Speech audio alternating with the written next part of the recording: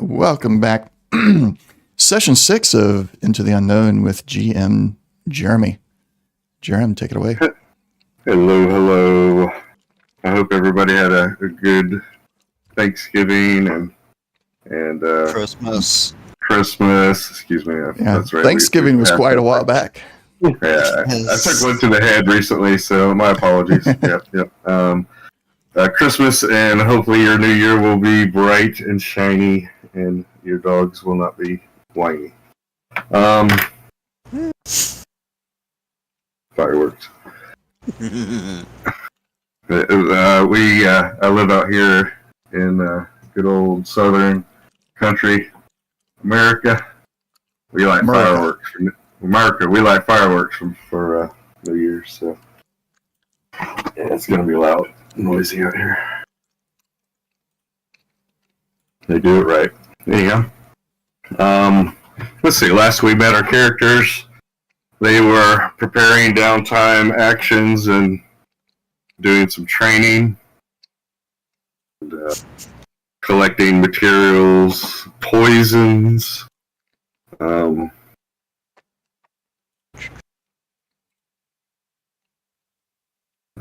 That was direct message. Let's see. Kellum, let's see. You wanted to get your swords and other weapons and gear up to snuff, like totally primed and everything like that. Correct? Correct. All right. So you noticed that in the workshop there's like a grinding stone and things like that to do things that way. So you decide to maybe do that on your first day and go in and use the grinding stone and the whetstone that's there. Is anybody doing anything in the workshop per se on the first day? Ash, would you be sitting there training, or would you be somewhere else? I think I was training on the first day. Okay. And then I was working on cloaks in the workshop after. Okay. So you'd probably be there like the next day, the next 2 days after that, doing that. Okay. Excuse me, got some Dr. Pepper's make me burp. Goodness gracious. And then Banthor, would you be headed out the first day to go get quills, or did we say you got quills when you met up? I couldn't remember. Yeah, we had said while we were talking when we visited him at the cave as a group. Okay. That's kind of shoehorn that in. Right. Was it 2 or 3 days of downtime? 3. Excuse me, 3. In that case, yeah, I'd want to spend the first day looking for herbs. Okay. All right. And then Necro, your first day was toad hunting. Talking with Urs about that, and going there and then coming back and talking to Urs about that. Okay. So basically, Kellum, you have been in the workshop on the first day by yourself. As a bonus for doing that, you'll have an extra. Hold on. 1,000 XP. No. Inspiration for using equipment on your first combat scene. Okay. So you basically can use that to like re-roll anything that has to do with your equipment, being your sword or your armor, or something that you might be using. So it's basically a free re-roll. Okay. So an extra one on top of the one we already have. Yes. Yeah. Okay. So, but like I said, but used only for that scene. So, what if I don't? Like your first. Then basically it's like it's been worn off. Okay. like the sharpness or the the well-oiled armor blah. So Gotcha. All right.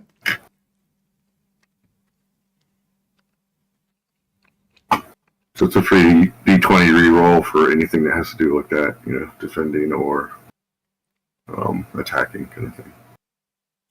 Okay.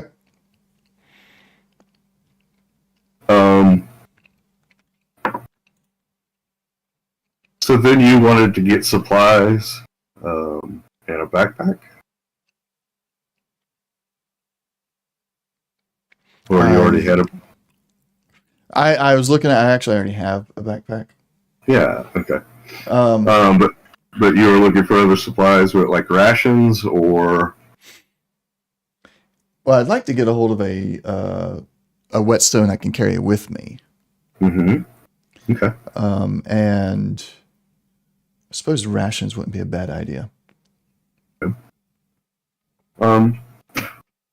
So you go to one of the local farmers or somebody that is, drying fruits and meats like that, and talk to them.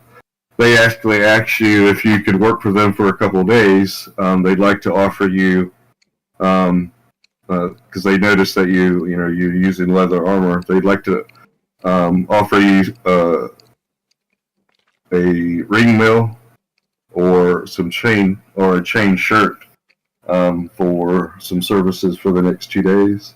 They also give you 3 rations and a whetstone. But that they're kind of like just trying to get rid of that, the armor. The only thing with the chain shirt is it does have a hole in it that needs to be fixed. So your crit rate would go from 19 and 20 for being attacked. But the chain shirt is better for stealth, and the range mail is better for AC. Hold up. You said the chain shirt's better for stealth? Yeah. Because it does give you a disadvantage. The ring mail will give you a disadvantage for stealth. Okay. I'm gonna let you can mull over that for a little bit, or you can just go ahead and ask me more questions or what have you. But what was that? Which one had the hole in it? The chain shirt. Excuse me. Okay. That one's got the hole, and you said ring mail was the other one? Let me just write these down. Correct. Yeah. Instead of looking them up one at a time on the inventory thing. Yeah. Ring mail. Yep, I'll look at that. Obviously, I'll take the whetstone and the rations, and I'll look between those two. Actually, increase it to 5-day ration. Say it, huh? 5-day rations. Not 5 days worth? Okay. Yeah.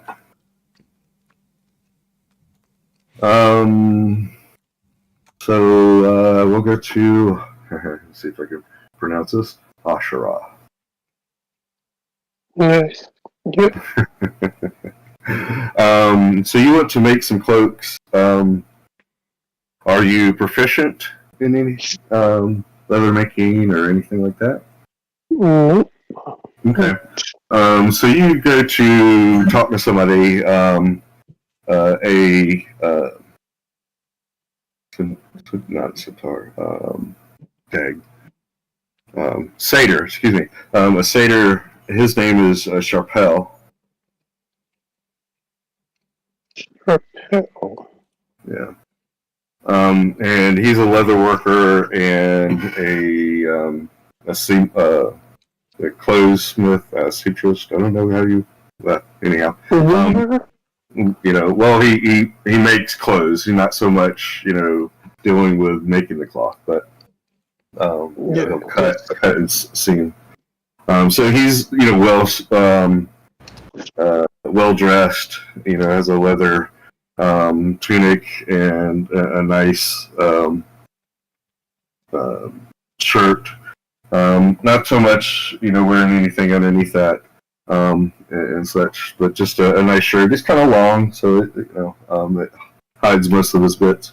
But he says that he can, help you make some cloaks and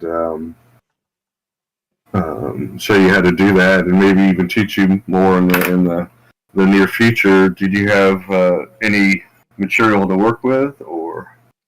I have the pelts that we were given and the ones we collected. Okay. So what do you have? Tell him, me, and everybody what you want to use, kind of to, like you have a bear and some wolf. So what other? Let's see. Go back and look. Mm-hmm. We got 3 wolves pelts, 3 rabbits, a bear, panther, 1 red kobold, 1 blue kobold, 1 green kobold. That was what we were given. And then we collected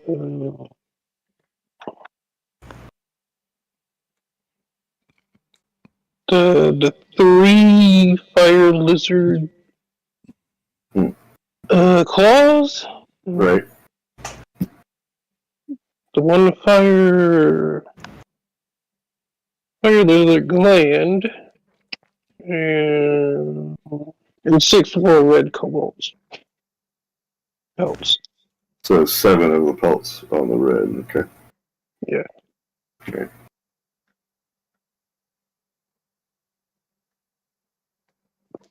Oh, Banthor. I'm going to switch real quick because I want to talk about day 1 for Banthor. So that, because I forgot about that.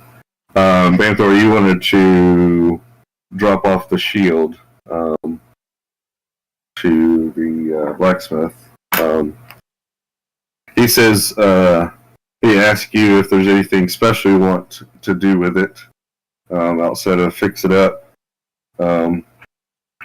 He knows that you had one of the red pelts of the kobolds. He asked if you had any more.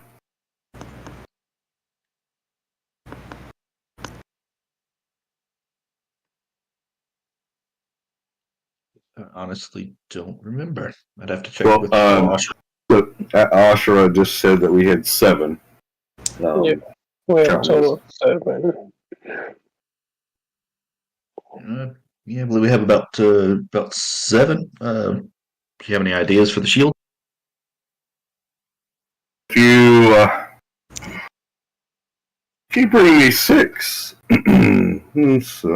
well, 6 now and maybe 6 later. The 6 now I'll put on your shield, and it should help make it resistant to fire. That could be useful. I would want to check with the rest of my party and just see what they think about it before I make the decision. So he said it won't take very long for him to do that, and as soon as you get it to him, the sooner the better. Blah. All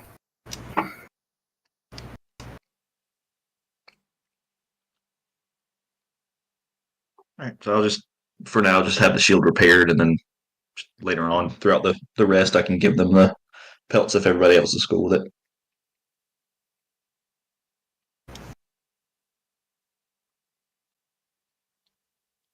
So do you want to go find a few of them basically and just ask them, and y'all could just, This sounds a little much. Yeah, that's almost all of them. So I mean, I'm perfectly okay with not upgrading the shield if we could use it for other people. Callum won't care. He's not interested in using the pelts from the living, sentient entities. Yes. yeah, sentience. Yeah.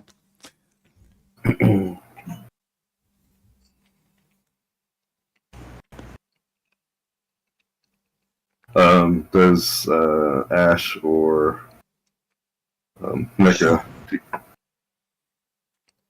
You said, Necra, that you thought it was a little much. Yeah, one, maybe two. I know kobolds ain't terribly big, but 6 hides for one fairly normal size shield. Yeah, that seems a pretty bit much. So you want to go back and try to barter? If he's saying 6, I mean 6 more? It seems like Yeah. he's trying to get more from us. I know nothing about leatherworking, so just okay, well, whatever you say. So, And, so y'all want to give him like a number, or do y'all want to all go and say, "Hey, how do y'all want to handle this?"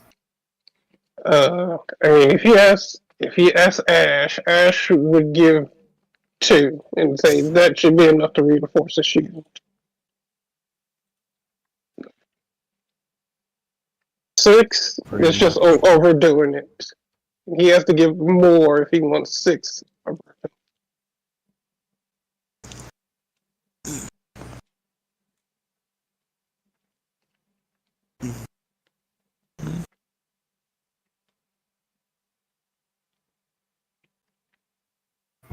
right, what you gonna do, man? I'm sorry. I said, what would you like to do? I'll ask if they can manage it for 2. Okay. He looks at you and he starts to laugh. He goes, "Okay, I was just trying to get what I can, you know. I don't like to do everything for free around here, but I'll do the repairs and put this on there for 2. But I want 2 more whenever you can." Well, I appreciate it. Thank you. It might take me a day or 2. Come back and see me.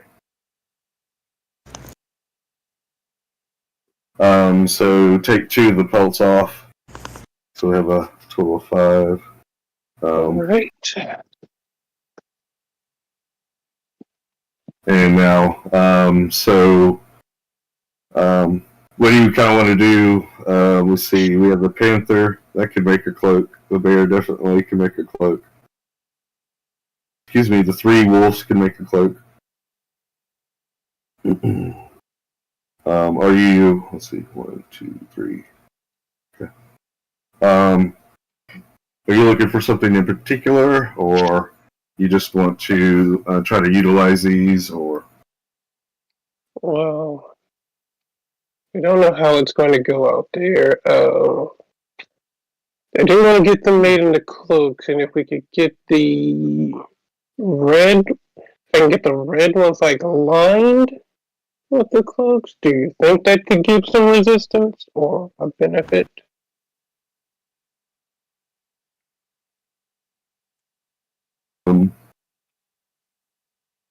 The red cobalt hides Right. made with the cloak, would that give like a resistance or some type of benefit?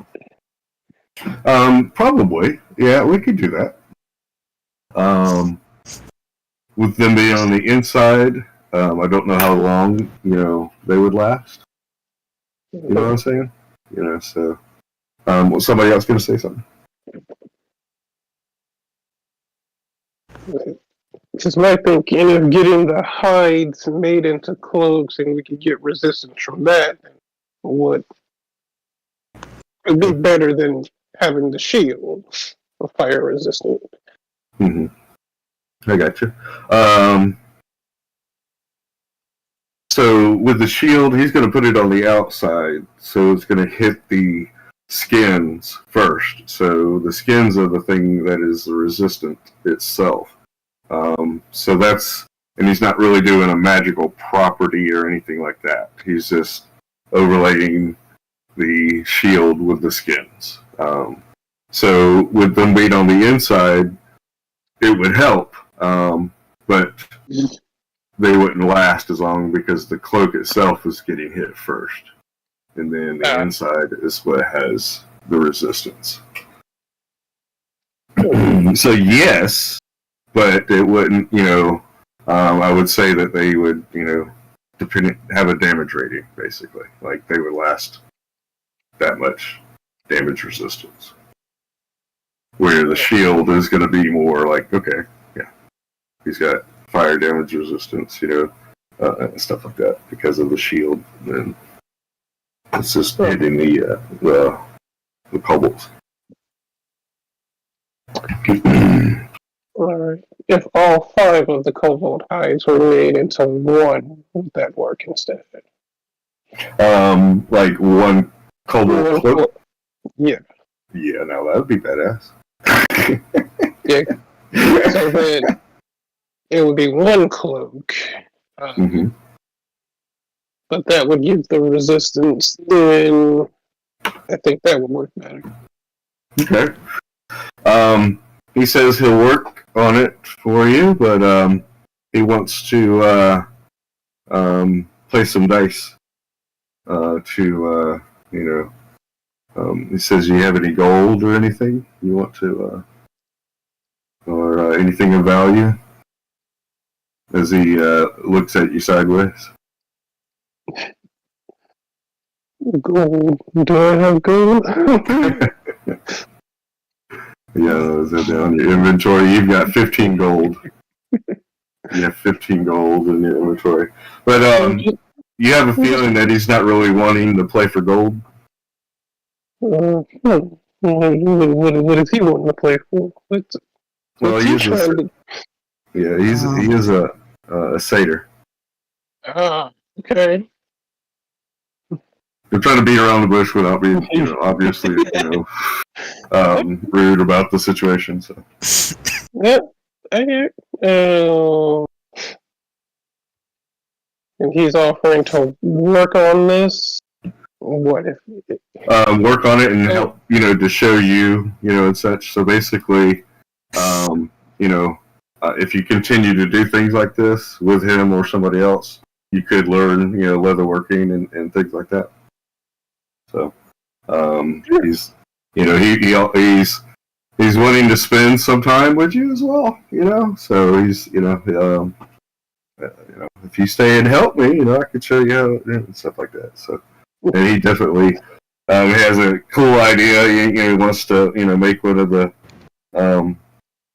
go over the head, whole full cloak and such, and drape down the arms and go in the front and the back, kind of like a Like a robe? what's the I hate the Mexican thing where it goes on both sides. Poncho? Poncho, kind of like a poncho, but much, kind of longer and drapey and such. Mm-hmm. Well, He wants to play dice. Yeah, so, Sure. Sure, play. dice is fine. There's another game I'm sure he's more interested in that, well... Yeah, I get what he's putting down. She'll play him, and depending on the outcome, if any extras will be added. Yes, let's... So do you want a dice, or you want me to roll dice? You can roll. So I'm gonna roll 3 d20 for him, and then I'm gonna roll 3 for you. Alright. So he gets a little frustrated, and he's like, okay, we'll play a little bit longer. This is for him. He rolls. Not bad. And then you, okay, alright.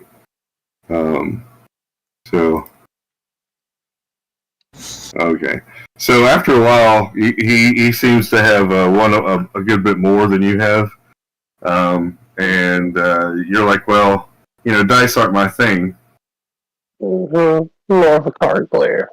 Oh, well, we can play cards if you'd like. All right. Maybe you can, win back more favor. So I'll roll for you first, since you're more of the. And then, okay. Oh, that was a little one.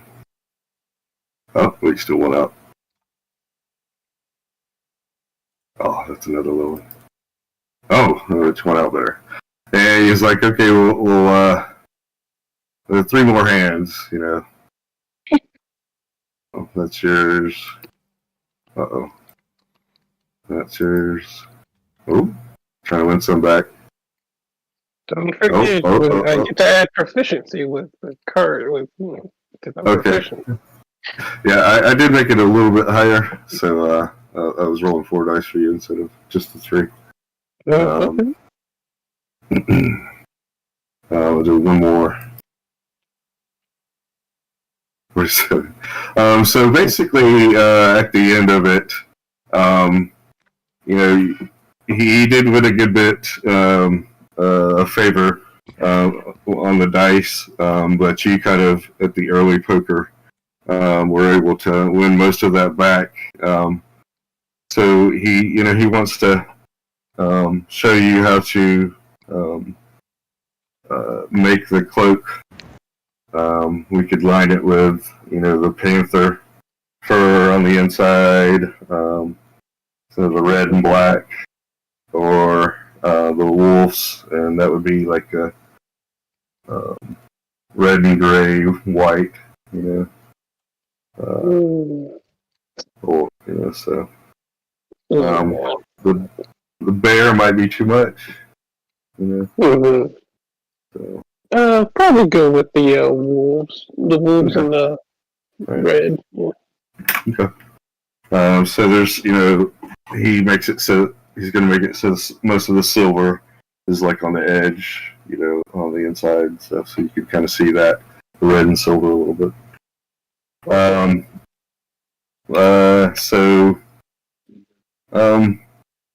So y'all hang out for a couple days and do that, and he's pretty cool. He's all right. He doesn't, he's not ugly or anything. So he tries different ways to flatter women and things like that. So he tries, and she kind of plays along with it, to get the cloaks made. Right. So y'all basically are doing that for the next 2 days afterwards. Go ahead. Okay. Yeah, and mainly the red cloak. But after that, she'd probably try to get him to make the bear into a cloak and the panther. Okay. Into a cloak, and if I could get those aligned with the green and the blue, like the panther with the blue and the bear with the green. And okay. To give them some added benefit too. Right. He said he could work on those after, and stuff. Would you tell him that you're leaving, or you just need this thing now, and then we'll work on the others, as we have time? She would mention that she's going to be heading out, and that she could bring back more material for him to work with. Okay. All right. So he'll, he said, okay, we'll work on the cobalt one, and I'll get you that in the next 2 days, and then you can leave the other stuff, and I'll work on it, in between stuff. Mm-hmm. So with your help, you're able to make one of those cloaks. So I guess right now you have a cloak that is resistance to fire. Nice. It may not last forever, but it will protect you for a while. We could modify it later. Yeah. That's probably she'd have to patch it up and modify it and such. Yeah. So the more she learns from them and stuff. Yeah. Right. So yeah, if you take a dragon breath or two, we might have to have a conversation. You know what Well, I'm saying? hopefully it won't be me. I might have to talk someone else into wearing it, but because your girl gonna be in the back. Goodness. Let's see. So, Kellum, did you have an idea of what you wanted to do with the armor? I took the chain shirt. Okay, all right. So just the crit rate, is going to be 19 to 20 until you get that fixed. Yeah. Okay.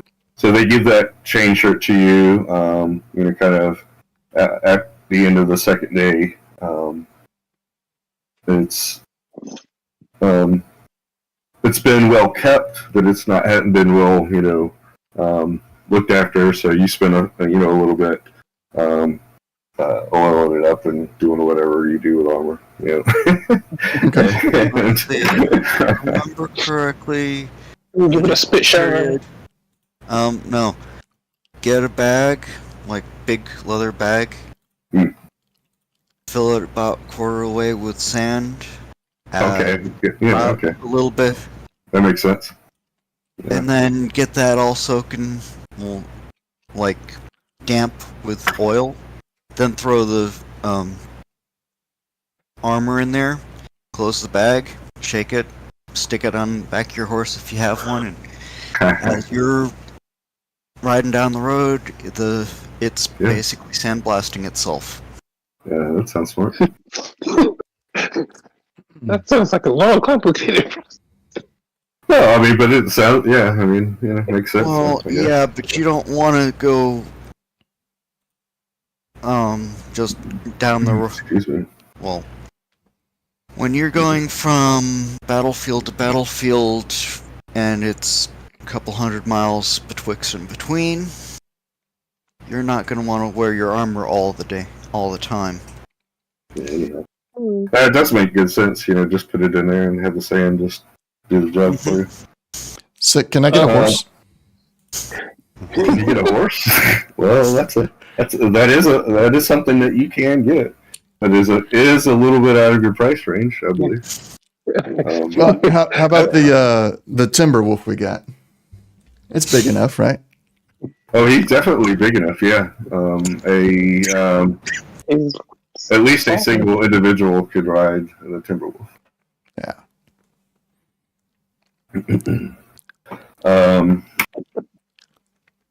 I mean, you could do that yourself. If you're marching and you're like, well, I don't know, I'll wear this, and you could wear your leather because he's not taking your leather, so you have the leather and the chain shirt. Yeah, I got the leather. I moved the leather to the backpack, so it'll stay with me. Mm-hmm. And yeah, I'll do what I can to clean it up. Yeah, it's not bad. It's just maybe you march around with it or do something like that. Or like you said, okay. Well, you're just saying, can I get a horse for the moment to do something like that? Yeah, you can borrow. Okay, I got you. You're just. I was kidding. Actually, at some point, I do want to get a horse. I want to get a wolf companion, etc. I got plans. I got plans. Okay. Well, I guess one of my question is, when you hit third level fighter, what are you doing there? Or do you know yet? I don't know yet because I don't know what that means. Cavalier. I guess you could do Cavalier. Yeah. Your subclass is third level. Oh, subclass. fighter. Okay. Yeah. Yeah, we'll see. I'm not sure yet. Okay. So Banthor, you hand off the shield. He says he'll get it ready for you in a couple days. Then that first day, you say you want to go collecting herbs and such. Right. All right. So okay. All right. What's that? You need you have something to say there, Nick? Actually, I was just trying to work out in my head what next couple days I was going to do, and Well, one of the things I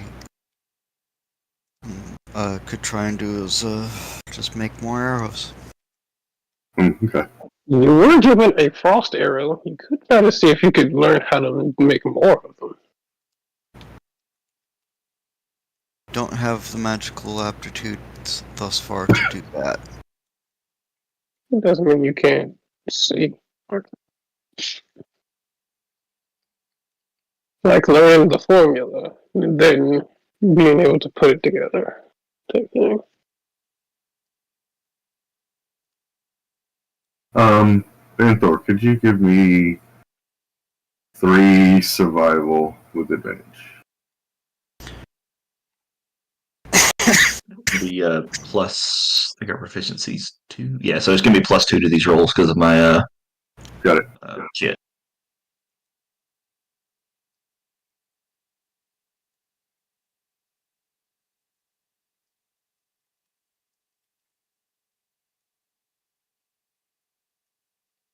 Oh.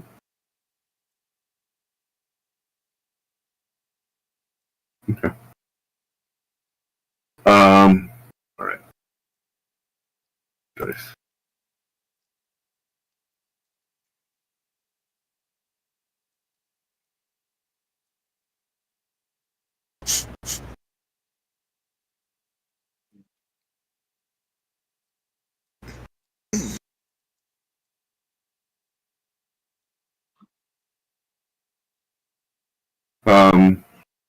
So you weren't able to find much in the way of the the healing herbs. You only found 3. But the poisonous ones you found 17, and the other ones you found 18. The C.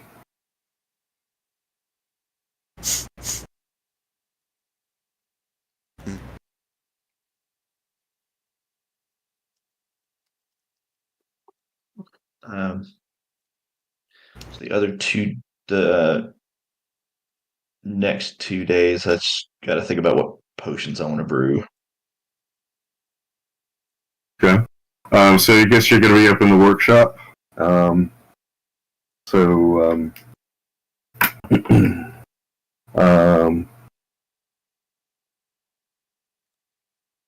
Cerebel is actually in the workshop as well, and she's kind of playing around with rituals that she's trying to learn. And she asks you, what kind of potions you're trying to make, and wonders if she can help you.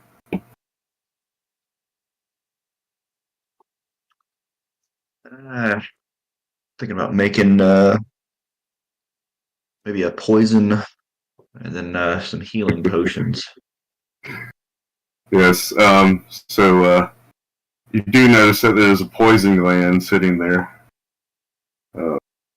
on the table. Maybe in a vial or a jar or what have you. It wasn't there the other day, but it is now. Wonder where that came from. And then you also have the quills yourself. So that's what I was looking for. So you want to make a poison, the one that you can put on weapons. It's really good for It's really good for arrows because you can put it on 3 arrows, and it's good for swords. But bludgeoning weapons, it's not really anything. I inspect the gland to see what properties of poison it would make. Okay, so it's pretty much a standard kind of poison that sickens the individual. It was from the toad to basically anything that bites down on it. It would the gland would pop and make the individual sick. So it would give them, the poison effect. It's a low level of a poison damage, but it is a high probability of poisoning the individual. And if used externally, it can also mark things like hunters mark. Right. Yeah, basically. It gives like a stench and such that could be used for tracking. I'd like to find Necra and see what she would prefer, a paralysis or a general poison.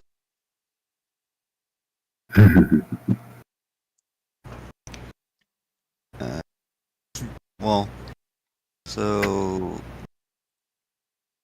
kind of look confused and is like, well, I know Maxie prefers a little bit of both. I'm not planning on using much, but it's probably best to have it on hand in case we need it. So I think the general, but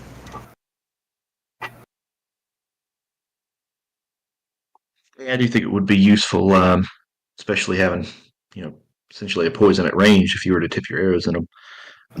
I'll go ahead and I'll hop back in there and I'll make that for you. alright. Okay, so the way that would work basically, so the poison would take 5 of the poisonous herbs, the bee, plus the gland, and then your proficiency is 2, and then the workshop could help. And Sarah's trying to learn how to do potions and such. She's basically she's just tagging along for the most part and learning how to do that. So you can make 1 potion of the poison in a day. So if you wanted to spend 1 day doing that, you can make 1 poison potion. And then you have the second day to do another potion if you wanted. With the health potion, it has a proficiency of 1, so you can make, with the workshop's help, 4 of those in a day. Okay, so I'll make 4 health potions the next day. Okay. All right. So go ahead and so the big thing with the health potions is it's remember that it's 5. I don't know how much herbs you have of the A. So that would be burning them all, and then I'm using some C's. Okay, gotcha. So Got it. 20. Okay, all right, I gotcha. Yeah. Okay.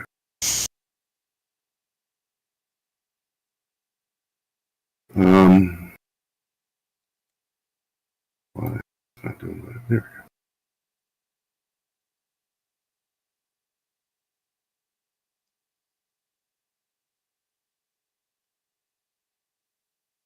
we go.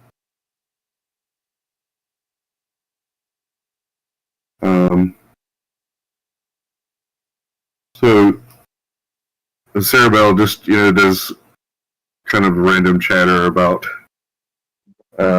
the room downstairs and asking you questions about that.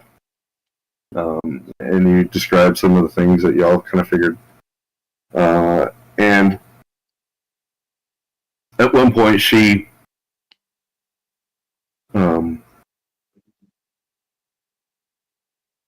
gets close to you and whispers in your ear that the tree can hear everything but a whisper.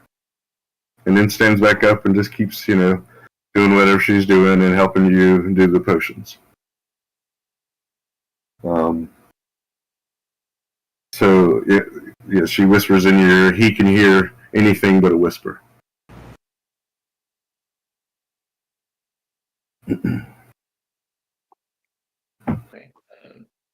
Do you have any remark to that or anything that you want to go off of?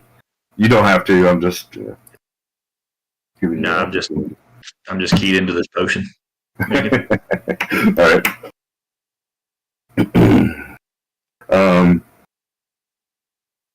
After a while, she said that she had a dream that she saw the group heading out past the grove. And she wondered if it was true that you guys weren't going to take her, and that you were going to take that little Pix.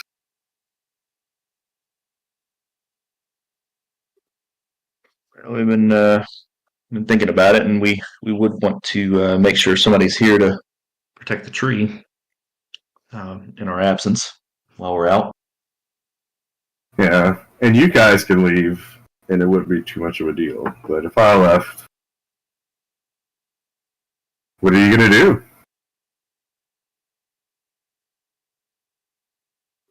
We have a few things planned, but I'll just go with the flow, see what we run into.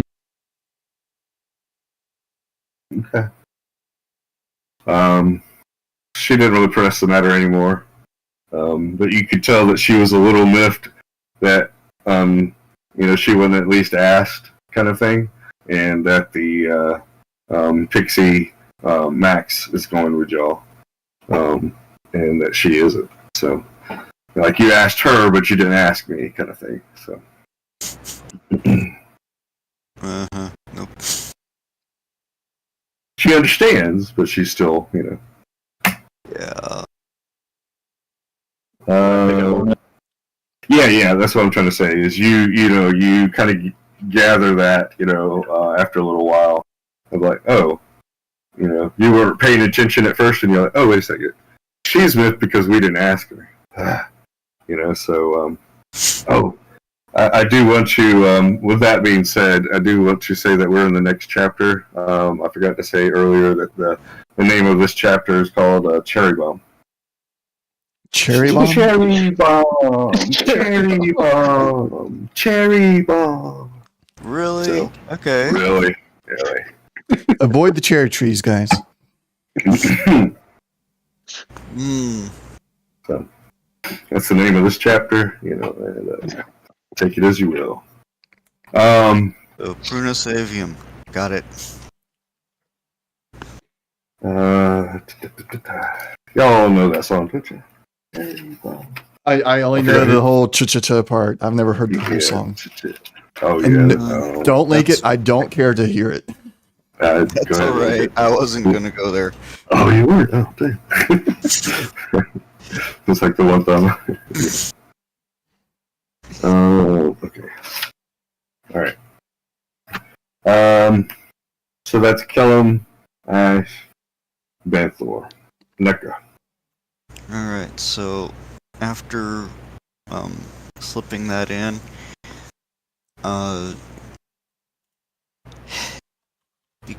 mainly because I'm more familiar with doing this at my place, I would just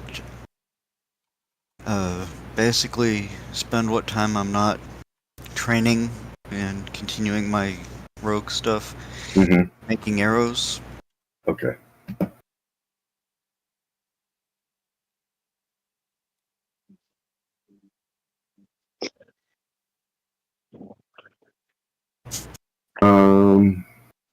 What would that be? Arrows. Yeah. Normally you need wood carving tools and proficiency to make arrows. You're a ranger. I'm good with this.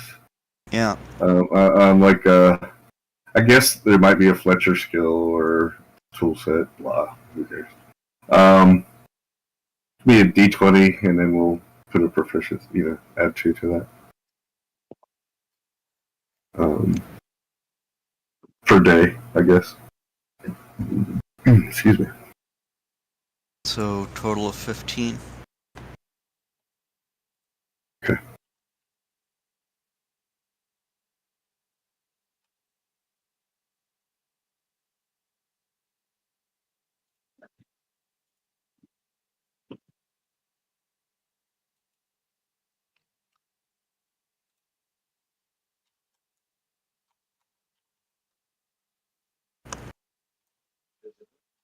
Okay, Kellum. I didn't see this till just now. Oh, hopefully, I put it in like 1 minute ago, so you're not late on okay, it. okay. All right. There's no timestamp on that so, in here. Hmm.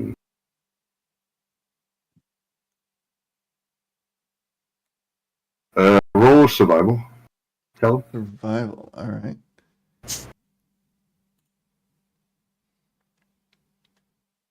Nat 20. Okay. All right. So you've got a good idea of where a pack of wolves, kind of what their area is, and you can start working on that. Okay. So if you want to write, that down, take a note about that, and then let's see. Yep.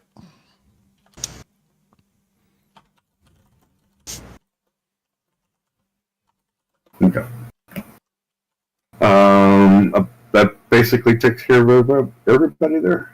Yeah. Mm-hmm. Okay. Did we leave anything that we needed to do? Find out how many arrows I made. Oh.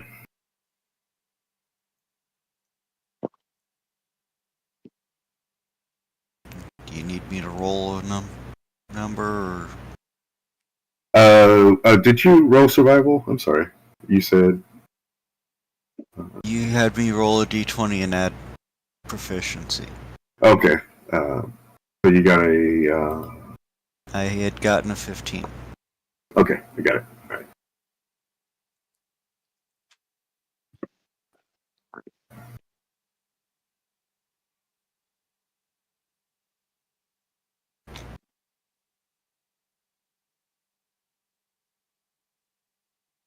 So what do you think a fair amount could be made in a day?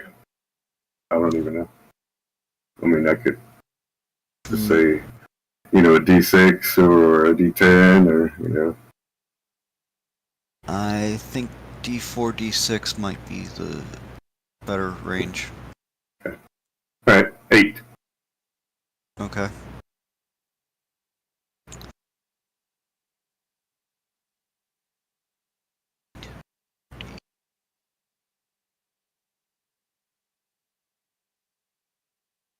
Okay.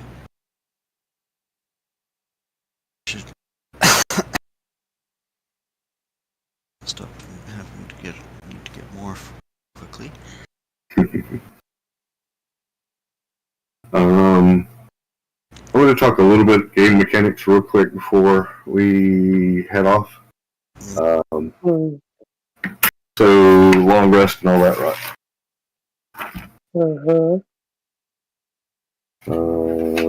So you sleep for 6-8 hours, and that will stave off exhaustion. You also, during a sleep, will roll a d8. Roll a hit dice if you need, and recover that. But you'll need to do that basically through the short rest. So right now it matters the most because we don't have a lot of hit dice. Later on, it's not going to matter too much.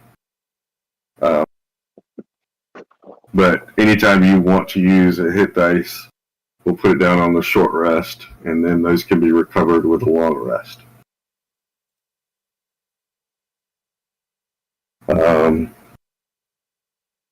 So you can sleep and click on one of those hit dice on your short rest, pop up, and then roll the dice under that, and it'll give you the hit points back. But don't take a short rest. Just use that hit dice. Does anybody? Am I losing anybody with that? When I'm saying use the hit dice that are on your short rest pop up. A little bit, yeah. Okay. So go to short rest and hit that button there, and you'll have a little pop up that pops up there. Yep. And if you go to this, you should have 3 little boxes there. Yeah, I got 2 for fighter, 1 for warlock. Right. So if you need to heal while you're sleeping, or taking a long rest, or taking a short rest, you could click on one of those boxes. That's all I'm allowing per session of rest. And then it'll give you a little box underneath it for the hit dice, and you can roll that, and it'll heal you automatically. Okay. Don't take the short rest unless we're actually taking a short rest. Okay. And those will reset when we take long rest. So you sleep and stave off exhaustion, and if you need to, get 1 hit dice. All right, so you basically have 3 categories of resting? Yep. So the one where we're just using hit dice, are we calling that, what are we Just calling that? a normal rest or sleeping. This is Sleeping. just like Okay. sleeping to make sure that you don't get exhausted. All right, so that's just like our normal daily 8-hour sleep. Right. Okay. You can meditate if you have that ability.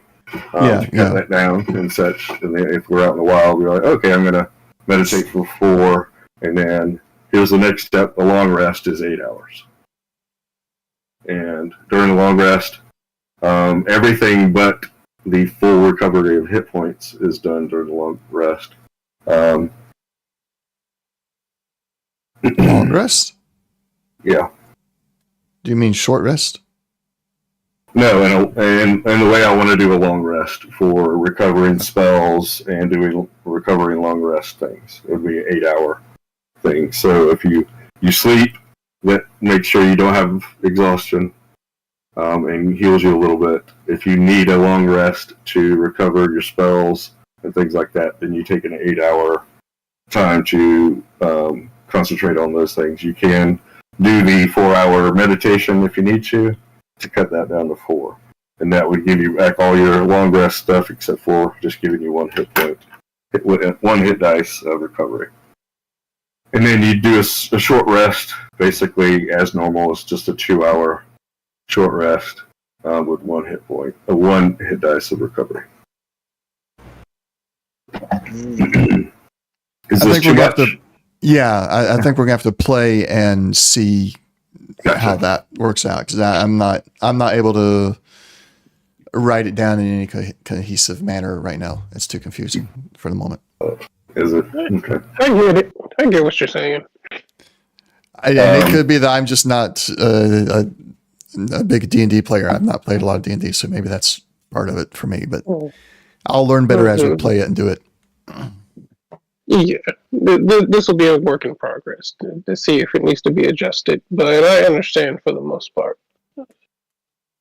So I brought it down a lot, I think, by just doing it like a long rest is an 8-hour time where you just rest and recover. Mhm. Go ahead. Long rest haven't went back to the 6 to 8 hours, but we either get spell slots back or we get health back and get rid of exhaustion. So we get rid. Yeah. Okay. So yes, get rid of exhaustion. It would take. Does it get all of exhaustion or just 1 level? 1 level per long rest. Right. Yes. Yeah. Okay. So yes, and like I said, sleeping, your normal sleep isn't a long rest anymore. Your normal sleep just stops you from getting exhaustion and heals you slightly. Okay, so the 8 hours is still a short rest, and our long rest is still 3 days. No. A long rest would be 8 hours. Okay. So then short rest have dropped to 2 hours? A short rest is 2 hours. So you sleep just like normal, and that just makes sure you don't get exhausted and you get a little bit of health. You take a long rest for 8 hours during a day. and it gives you the recovery of your spells and takes off one exhaustion. Okay, so long rests have gone back to normal. So Yeah, long rest, you just have to take a long rest instead of sleeping as your long rest. Okay. So it can't just be sleeping. We have to say we're taking a long rest. We're going to sit for 6 to 8 hours Right. and focus on recovery. Yeah, bandaging up, or reading your books, meditating, eating, sitting doing nothing, reading a book. Okay. So basically, as long as that time is taken, the 6 to 8 hours. Okay. I understand. Yeah. So I'm reducing it a lot, just making it,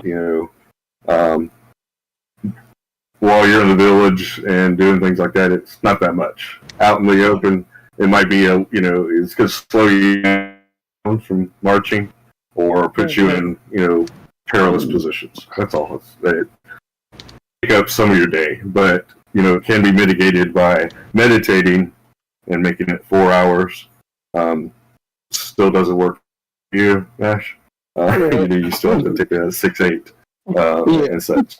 So, but which should be fine because the other 3 can watch as I sleep. Right. Yeah. So it just takes you a little bit longer to to get the energy back. To get your spell. The only thing is I'm regulating recovery of hit points to 1 hit dice instead of full recovery. Okay. So we'll just have to remember. We'll just have to. Yeah. In a way, it's a short rest, but it recovers all your spell slots and all that. Okay, so the short rest is only 1 hit dice if we do a short. And the short rest is only, yeah. So anytime you take a rest, it's 1 hit dice. Okay, so either short or long, it's just 1 hit dice. Mm-hmm. If you want to take a long rest for wounds only, then I'll allow you to use however many you can use of your hit dice. Okay. So, okay, I don't care about my spell slots. I'm just going to bandage myself, lay here, drink some hot coffee, try to recover, and use, whatever you use for hit dice and things like that. So, not so stringent, but just want to make it so it takes a little bit. Okay, yeah, okay. I understand it now. Okay. If it's too much, we can work on it. If it's just like, okay, guys, okay, Jeremy, I don't like this anymore. Can we just, I'm like, okay, game. It's trial and error. We'll see how it works. Yeah. If it's too much, just tell the game master, and we'll just get it, and it's understandable. Like it's rough out there, and we're not that skilled. Like it may adjust as we get to higher levels, because we're more equipped to deal with stuff.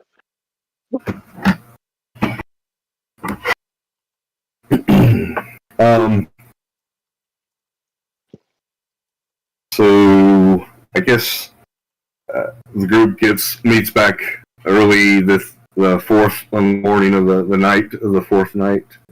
Fourth day. The night or early morning before you all set out. Do y'all want to talk anything before you leave out? Have a little bit of role play. Do you want any downtime before you get into that? Like, do we want to take a break before you start talking? What do you think? Any ideas there? Or preferences? No, since I got to leave right on the dot of 11 your time. Yeah. 5 my time. I'd rather we just we keep on plugging ahead. Okay. So do you want to have any kind of conversation, or just say we're headed this direction and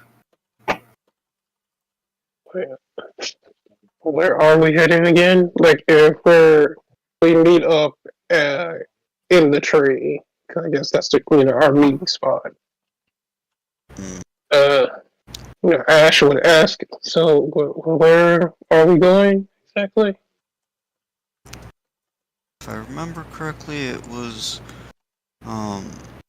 heading to investigate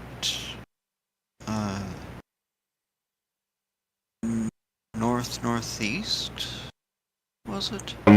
Or Yeah, north the northwest? So whatever was attacked our go ahead. friend. Yeah. Okay, so that's directly west. So Okay. a little bit north, but mostly west. I'd have looked the last time in that, but it's almost directly west where the fangs of the dragon are from y'all. It'll be a 2-day journey to get that far. Okay. Okay. 2.5 day. There's a river cross that's right at the right at the base of the mountain and such. But that's to get to where basically that area might take you another half a day or so to find the exact area you're kind of thinking. It wasn't exact about it's here, but it's if you go there in that area, you'll most likely run into it. It won't be too hard to find. And it was only maybe less than a week, basically, that this happened. Right. Can we get the map? Yeah. See, that's kind of something I've been working on. Oh, okay. I thought you had it on already. I wasn't sure. I can't remember. I gave it to you, and then I was like, well, how did I do that? And I haven't been able to get that map. I could, if you need me to send it back to you as just an image file, I could do that. Sure. Yeah, great. Yeah, let me resend it to you as image file then. Take it, I have my shield back, correct? Yeah, Yes, you have your shield back. Yes. You get the Go ahead, cloak. And you got the cloak. Okay. We'll make items for those. Mm-hmm. All right, there you go. Okay. Should be there as JPEG. Yeah, I can. Thank you. Everybody say hello to Rune Arensgaard. He's watching us on YouTube. Ayo. Oh, hey. Also Thanks say hi for tuning in. to Jim Knight from Twitch, one of my buddies over there. He's also a streamer, which reminds me I should do this on Twitch. Yeah, thanks for watching. Thanks for tuning in. This thing's kind of slow, but we're still going through the tutorial. Give us time. Oh, Jim actually runs a game himself, and he plays in a couple games, so he knows. Rune, we're playing. It's a D&D 5e game. Germ is our GM, and we're all kind of like a Fae type characters, and we're working to, I guess the best way to explain it is rejuvenate our village's life tree. And we've encountered a couple of beasts. We're getting ready to, hopefully this session is where we're actually getting out into the actual adventure. We're going to be investigating some of the events that are happening outside of our forest area. Happy New Year to you as well, Rune. Yeah, finally getting out into the wild blue yonder. Dario, hunting we will go.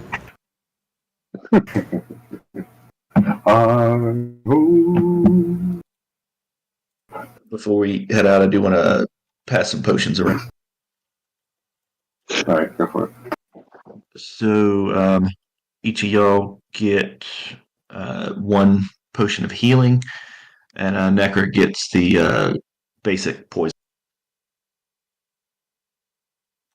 Alright. Sounds good. You said 1 potion of healing? Yeah, everyone gets 1 potion of healing. All right, cool. Add that to the backpack. There we go. Mm.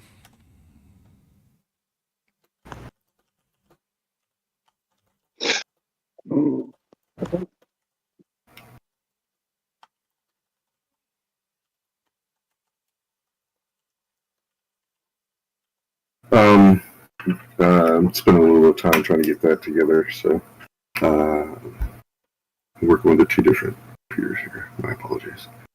So basically, the fangs of the dragon, the upper fangs of the dragon are west of you, and yeah, so they're 2.5, 3 days.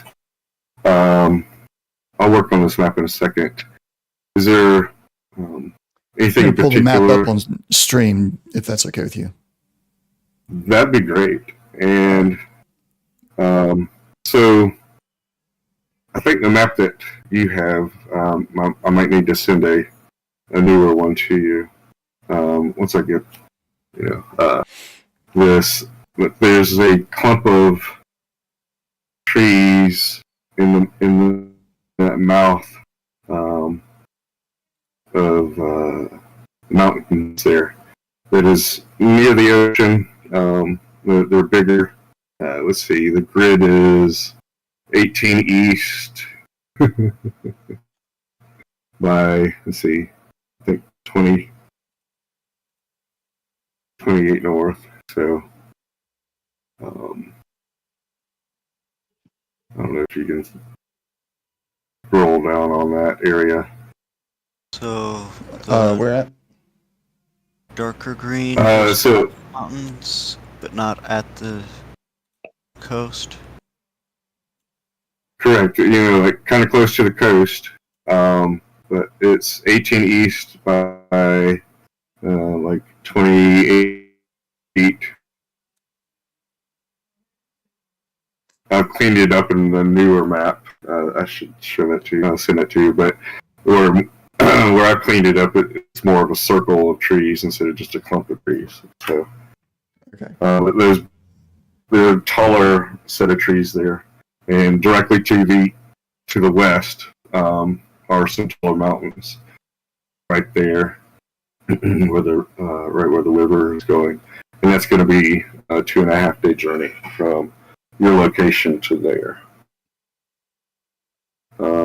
So you're about a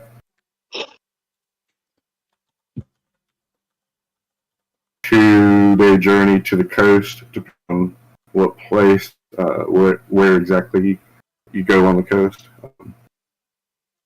And there's the throat of the dragon, which is basically in the V. That's probably, upwards of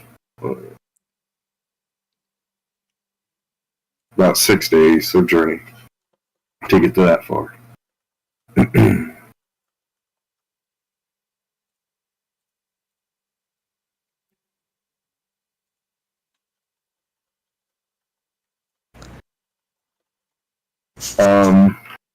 Maxie has been in touch with you, Nekra, and she is asking. Well, I don't know if you're telling her anything like that, but basically, she offers to go if you do talk to her about it. Yeah, actually, I was gonna, hey Maxie, got this, traveling apartment for you, and... Charlie, you're talking about the lantern? Again with the lantern. I'm offering it as an option, but no, yeah, unless you want me to get rid of it, I can... I think it's funny. Hey, I thought it was funny, that's why I came up with it. But she, I guess the big thing is she doesn't like the fact that she can't get out. Oh, You gotta make a door for her so she can get out. Oh, there's a. you got to make It's the not latch locked. so it's inside. It was at one point. You apparently had her locked in there. Saying it's not I locked. don't know if it locks. I guess I at one didn't point know I if it locked stuffed all the time. So Well, I stuffed her in there, and then it's like, there's no lock, not even a latch. Well, most lanterns have a latch, though. Yeah. And depending on the kind of lantern, that latch is only accessible from the outside. Yeah. But this is based off of Tinkerbell's lantern from Peter Pan, so if there's a latch, it's on the inside. Okay. for nothing, say you so. know, I was Pixie capture. I was remembering the magical item that you kicked out earlier. That's what I was talking about. Where it locks her in or something like that.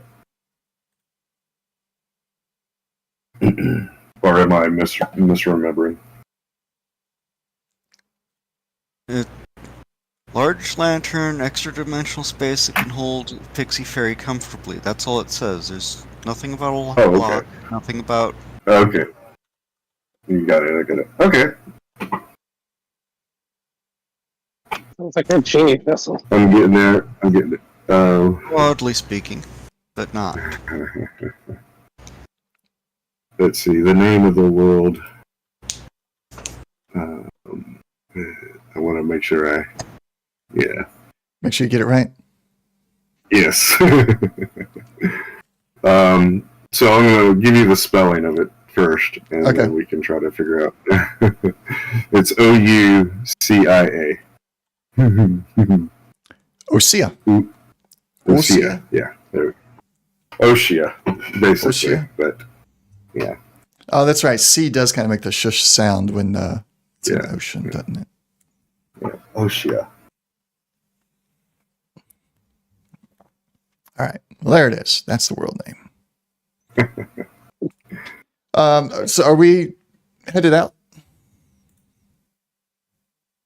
I'm not going to stop you. Well, I mean, I believe we're still discussing. Kellen's not. Kellen's just like, here we go. There we go. We're marching. You know, we can talk as we go. We're headed west, right? Yep. Okay.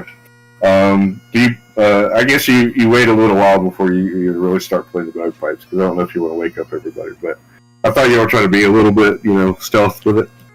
Be stealthy. Why would we be stealthy? Stealth. It's like, do we want people to know that we're leaving? Like, should we inform the elder? Or I think Kellum is informing the elder. So Yeah.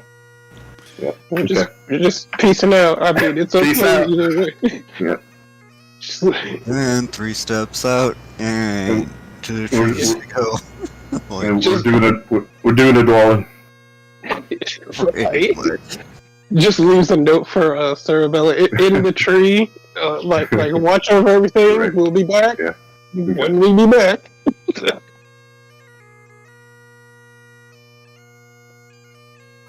So a few bogans just kind of pop their heads out and like, what's going on? But nobody runs up to you or stops you or anything like that. And you head in a westerly direction, leaving the village, walking. Let's see, Banthor, do you want to give me a survival?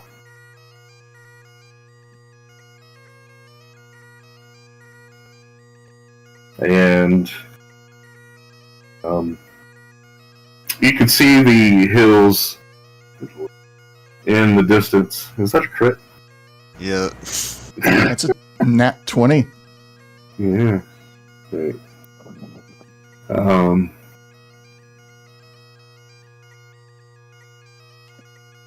Okay. So you find, as you're walking along Banthor today, you will find 4A, 2B, and 1C. Just by walking and going, oh, okay, oh, okay, okay, yeah. So, it's just doing your normal thing, not even 421, respectively.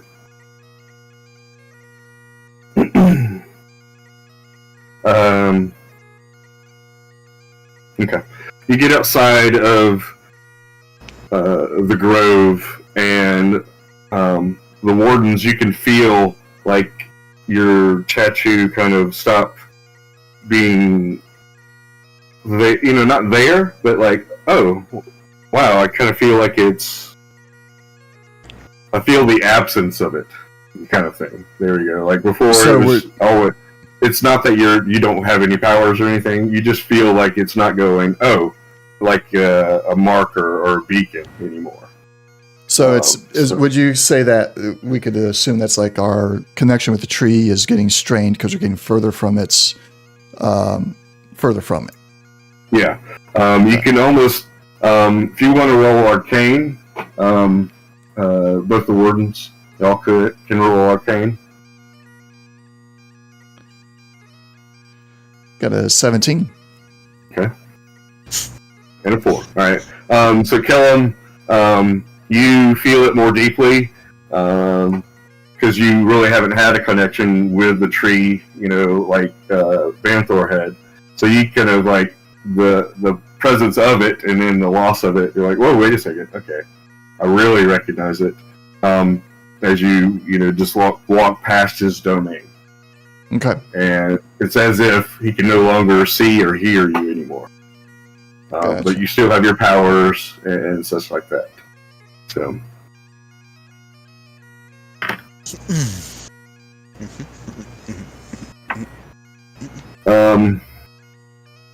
Do you have a particular marching order?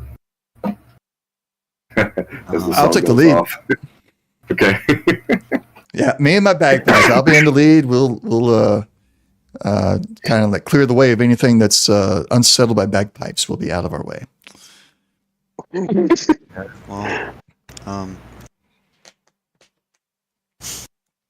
usually I'm the one doing the scouting, but yeah, sure. Well, if you want to, you can be off to the side, watching anything that runs or charges. Well, Necker, I figured we got the two methods. Like you're scouting ahead, and I'm doing bagpipes, or I'm doing bagpipes in front, and you're watching kind of from a distance. You're watching me to see what will come at me. Pretty much, yeah. Do you want to be in front or behind or beside him so that he can either see or not see you? Above. Above. Okay. All right. Yes. Directly or? As directly as the trees will allow. Okay. And he wants to stay in the shade today. Anyhow, you do know that it's going to be a clear day today. So getting out in an open field is not going to be a fun thing for you, Kellum. So you are going to try to stay in the trees and keep shade and such. Okay. Then after that, I guess maybe some 20, 30 feet away from Banthor, from Kellum, Nekra, and Ash. Excuse me, Banthor and Ash will walk maybe side by side or something like that. Sure. Yeah. Do you want to be near Kellum or far? Far. The bagpipes are still playing, yes. I want to be away from the bagpipes. Okay. Right. So we say 30 feet or 50 feet. I don't know how far away you want to be away from the bagpipes. Or the man with the. Are you wearing your chain shirt? Yeah. Okay. Yeah, you're wearing your chain shirt. So he now has a little bit better AC. What's your AC now? Kellum? Oh, Kellum, 16 now. Okay, with the chain shirt. All right. I'll say I'm I'll 30 say feet between away. 30 to 40 feet. Yeah, just okay. Maxie can hang out with you, Nick, because that's kind of where she would like to be. but she can kind of watch over those guys. But she will, if you want her to watch over Banthor and Ash, she will flitter back and forth every once in a while and such. But how do you want to handle that, Mecca? Well, basically ask her to do circuits or just if she wants to flip back and forth, then just kind of keep an ear or eye out. But otherwise, just we're trying to be not getting eaten by anything and everything that decides it wants to take offense to the bagpipes. Gotcha. Okay.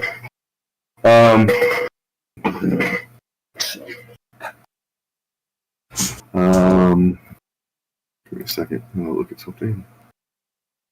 So heading through the west, you will pass. You can pass Marshall's cave, the Manticore.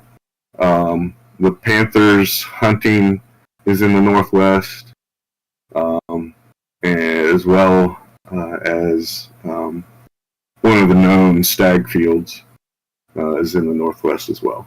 The west is more dangerous because that's where the red cobalt, the red hand, does a lot of their activity because they are from the western mountains. At least in that fashion, it's more dangerous. There tends to be a lot more, if I would say, attacks or at least incursions come from the west a lot, from beast, magical creatures, things like that. Excuse me. It seems that they come from the west a lot more than from any other direction. With that, do you want to do anything while you're heading out of the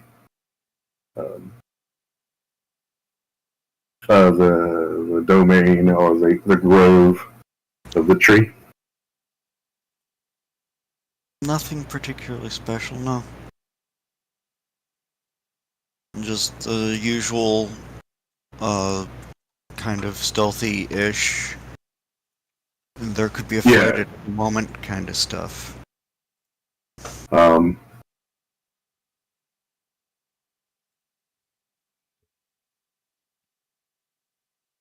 Let's see.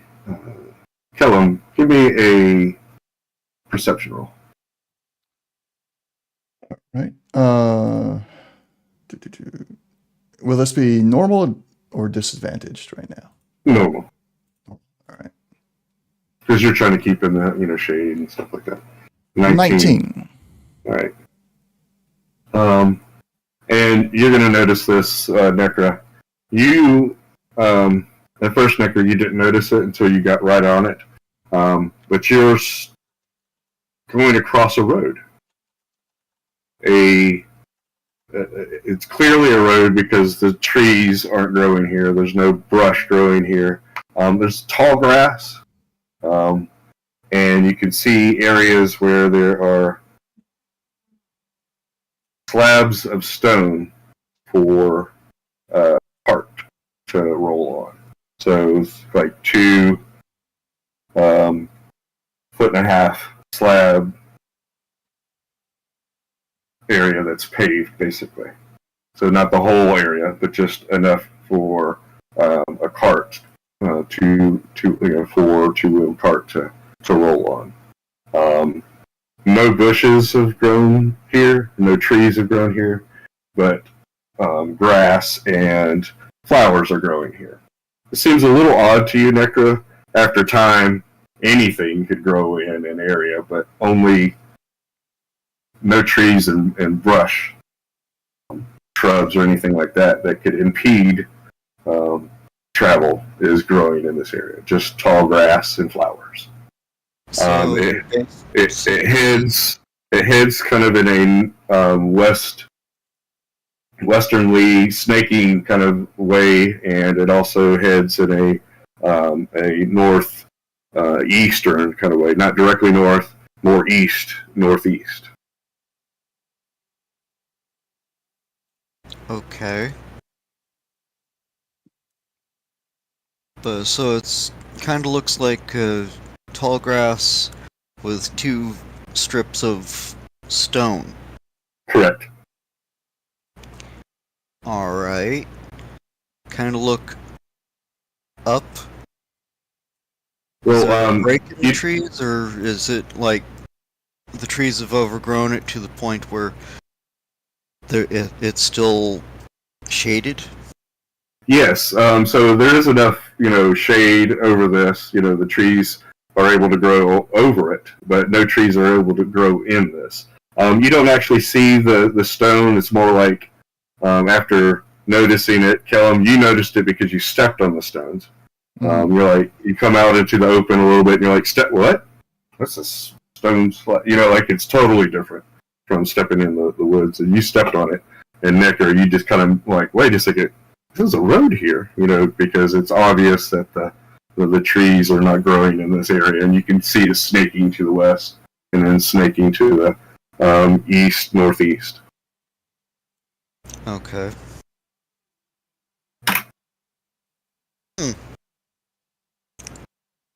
And this looks like it's overgrown, but it's not like super old.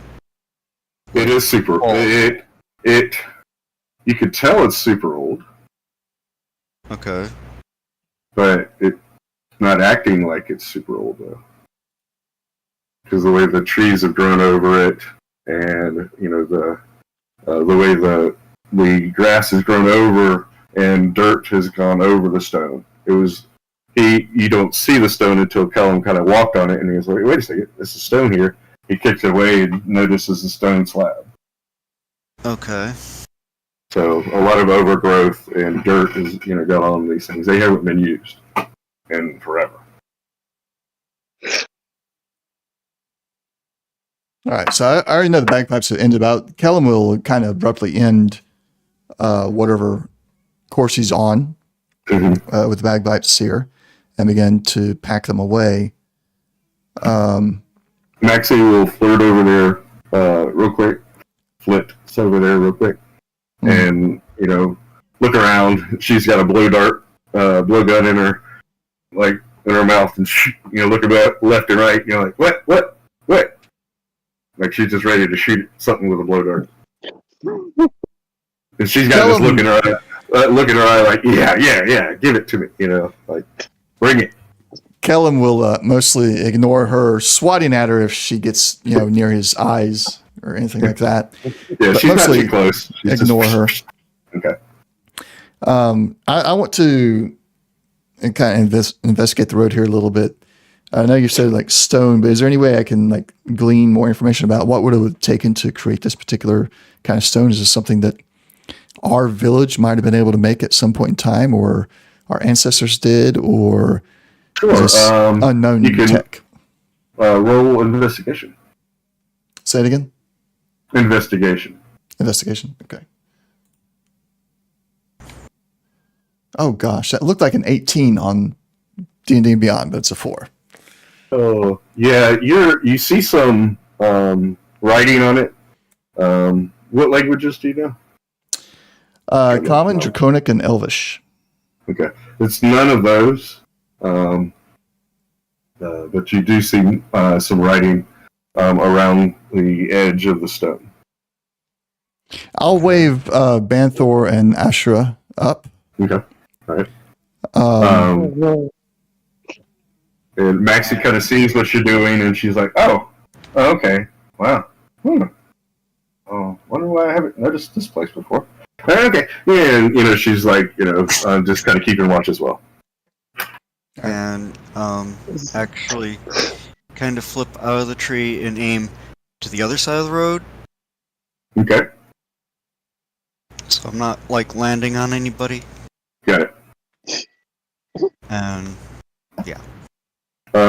So anybody can do investigation, and we'll go from there. Or Ash, what did you want to say? Do we have a map of the area? Like, I know we as the players do. Do the characters have this area? So, let's see. Kellum had posted something. Did you give that just to me, Kellum, or did you put it on? Yeah, that was a direct message to you. Okay, sorry. It was.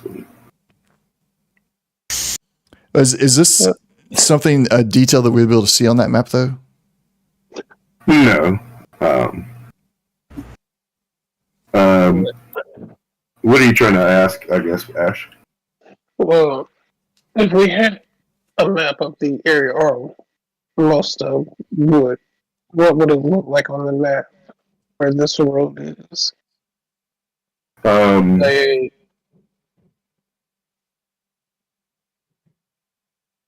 So- if it's not, if it's not actively on the map, then she would want to make a note of there's this road here.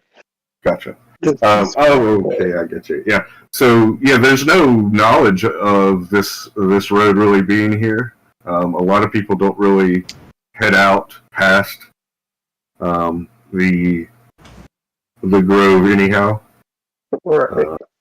So we wouldn't have a. This was full map. yeah, this was a few hours.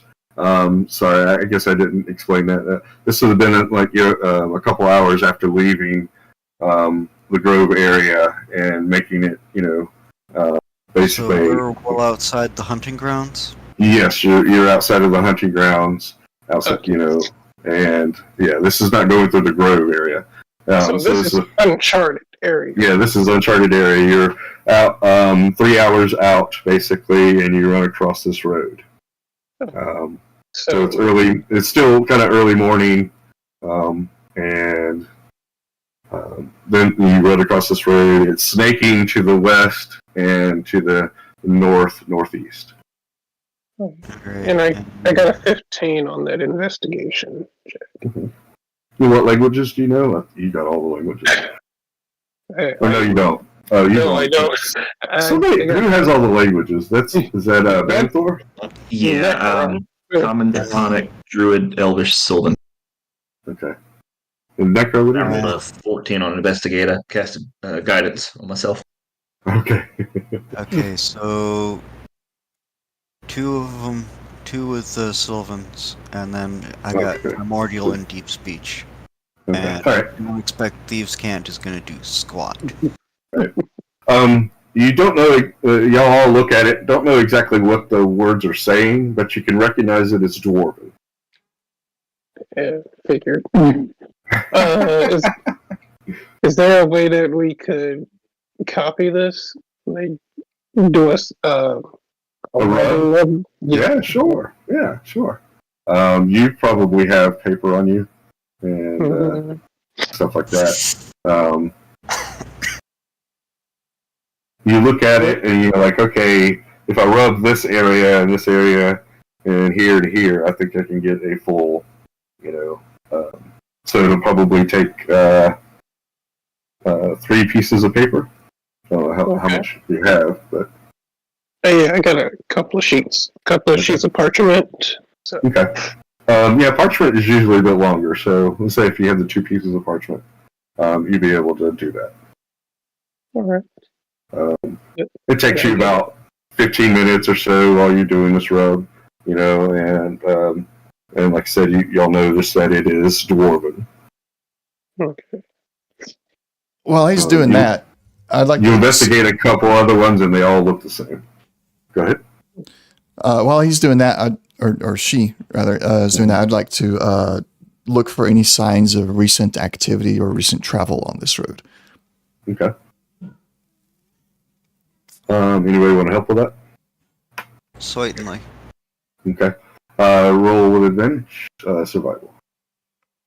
Survival. Okay. Let's see. Hold on. Let me look. No, I'll take survival. Okay. Yes, survival All right, with advantage. There's with advantage. an 11. Okay, I rolled 2 11s. So 13. 13. Okay. So, are you looking on the road, or That's basically what you're. Yeah, looking on the road, looking on the side, I'll maybe even take a brisk jog up and down either direction to look for possible campsites for if anybody's doing a long travel. So yeah, just looking for anything like I know it's overgrown, so I'm looking like is any of it recently pressed down by travel, or looking for signs of campsites, and looking for signs of campsites. Okay. So you and Necra, look around, and is any direction I guess you're headed in the west. Do you want to go look west, or do you want to look in the opposite direction? Yeah, let's go. Actually, no. Let's go the opposite direction. We're headed west. We'll see if we're about to run into somebody. I want to know if there's any activity from behind us. Understood. All right. Opposite direction. So y'all go in that direction. You don't notice anything here first. You might see some animal tracks going across a little bit, but no trails from animals or from any other activity. Okay. Definitely not any, groups of anything, coming through. Go ahead and roll again twice. All right. As you go in the east-northeast direction. There's a 16.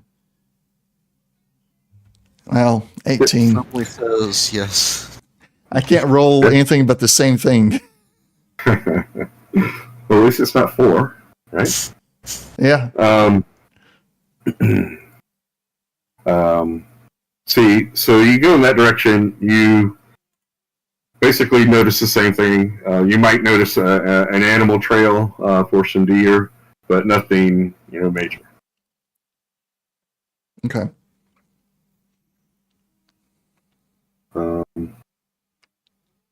And Maxie's kind of, keeping an eye on both kind of groups. She'll go halfway and make sure that, y'all aren't too far off, that, you can't communicate with the rest of the group. It does kind of snake. It doesn't go, straight. Seems to, like they were trying to go around big trees and things like that. They weren't just plowing straight through. So they did take some time and effort to make the road. One moment. Ash, roll history for me. Yeah, history. Okay. History. All right. And Kellum, do you want to check the westerly direction now? Yeah, if we got time to do that, we'll go up. 5 minutes. 5 minutes on a brisk jog. Yeah. Okay. Yeah. Totally. That is a net one. Okay. All right. Yeah. I'm not. Yeah. Okay. So you're just just rubbing, and just paying attention and doing that. So yeah, nothing crosses your mind whatsoever. you're enjoying it so much. You're like, oh yeah, this is fun. I remember, doing walks and doing stuff like this. This is very fascinating. This is You're caught up in the thing. Did you feel safe? There's people around you, and you're just like, you're there. Roll survival. I'm sorry, Kellum. Twice. Kellum. Okay. Yep. Actually, I found out the right way to do it with Beyond 20, and again 2 15s. Interesting. So 17 is my result. Y'all notice a couple of paths that are going through here, but nothing that is harmful. You do notice that there is a bear that has come through this area, but it's a couple days old. It doesn't look like this is a normal pattern for the bear. Okay. Yeah, I was going to ask the same question. Is it mostly like animal tracks we're seeing here? Yeah, it's mostly game. You're not noticing. It's all game. There's no The bear is big, but there's nothing, very large or mythical that you're seeing or noticing. And nothing And, bipedal. And no cobalt tracks or anything like that. All right. Okay. Is there any sulfur smell in the air? No. Okay. What you looking for? Just checking all my bases. Okay. Banthor, while they're doing that, is there anything in particular? I guess you and are kind of watching Ash's back. While Kellum and Banthor kind of run back and forth and run around. Maxie does kind of flip back and make sure that you're okay, and then shoots down the trail. After they start running in one direction. So anything in particular, or do you want to make sure that you keep a good eye on what's going on? Yeah, I'm just actively scanning for Okay. threats. Okay. I'm not going to make you roll. You've got a good natural, passive perception, so you don't experience anything outside of those guys running back and forth. So. After Ash is done, y'all collect your gear. What would do y'all? How do y'all want to handle this situation? Yeah, go for it. The road is basically going in the direction that you want to go. Yeah, kind of look at Maxie side-eye. Like, well, so you're gonna add this to that map that you don't have, right? Of course, I've already thought about it and checked out the place a little bit back and forth, and thought about where it is. So I guess I didn't see it much because I don't head in this direction too often. It's a little too dangerous. Yeah. And Um, so What? we don't really have a specific spot that we know we were looking for, or am I misremembering that? You know that you're going towards the dragon's fangs in the mountains. And that's going to be where you'll find the Manicor's village, basically. So that's the direction you're headed, is towards it. This seems like it is snaking towards the dragon's fangs. Okay.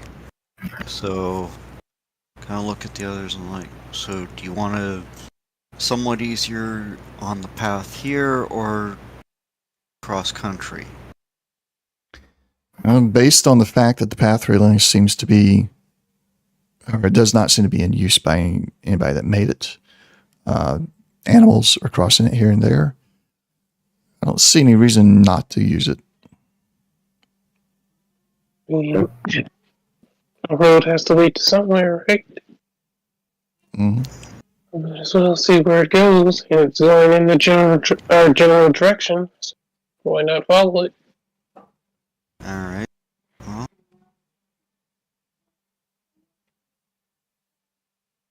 So y'all start heading out. Do you want to play the bagpipes? Do y'all want a different marching order? Well, as Kellen prepares the bagpipes, he hands out moss earplugs to everybody. The trees do go over the road. Some sunlight comes down, of course, but it is not like blaring down on you. So you can weave around the beams of sunlight that are coming down and such. So it's not such a hard travel. All right.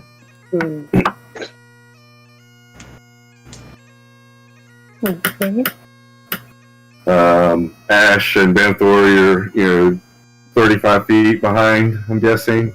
Yep, still behind. Okay. And Ash about would- 20, 25. I'm starting to warm up the bagpipes, and that's kind of irritating me. He's irritating me warming that up. I am warming up to the bagpipe. Okay. Okay. So as Banthor does move closer, Ash would try to get Maxie's attention for a moment as they're walking. Kind of like wave her over. Say Okay. if she comes over. Yeah, hold on for a second. So Banthor, were you saying that you wanted the bagpipes to stop out of character? I'm just asking. No, like I'm starting to like the bagpipes a little bit. Oh, But okay, all right. it's just kind of irritating. Like, why do I like this? Why am I starting to like this? I didn't get it. Now I do. Okay, I caught up. Okay. Maxie flits up to you and says, "What is it, girl?" Hey, Maxie. Hey, did I hear? Did I hear? Excuse me. Did I hear Necro speak to Maxie about her map, making a map? Or is that It depends something on else? how. Yeah. Well, are they it being a depends. little- Right. Necro? Actually, I would have done the through the thieves' cant, so probably more gestures. Right. So yeah, no, not directly. Okay. So then switch what I'm gonna say, but still basically the same. She's gonna. So Maxie, you've been in and out of the village around. I'm pretty sure you've seen a lot of the area. I was wondering if you would be willing to work with me in drawing an extended map for these uncharted areas we're going to be traversing. Sure, I can give you a copy. Copy? Oh, you already have a map? And she pulls out a map and you know, kind of shows you. There's a lot of stuff to the east that she's, you know, penciled in, but there's hardly anything to the west.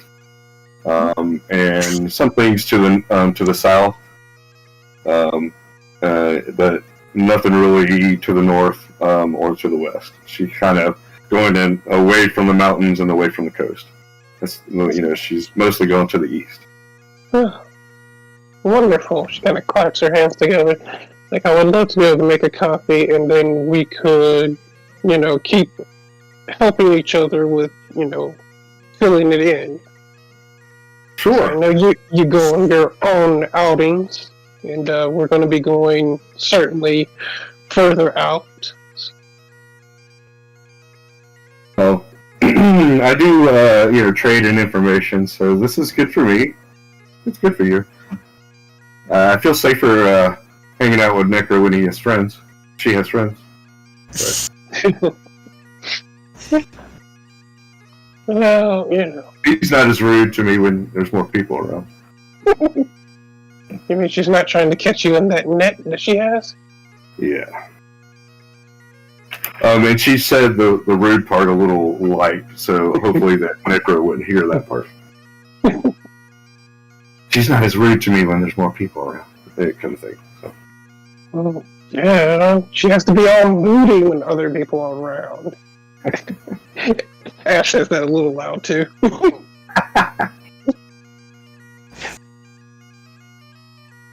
Yeah. Yeah. You have a Yeah. pass. Roll perception real quick. Me? Yeah, Okay. it's gonna be a high DC for you though. But Let's see. With my plus 0? okay. You don't notice what's going on, but sorry. Yeah. So you all walk for a few more hours, take a short little break, you know, drink water, look around a little bit, and continue on your march.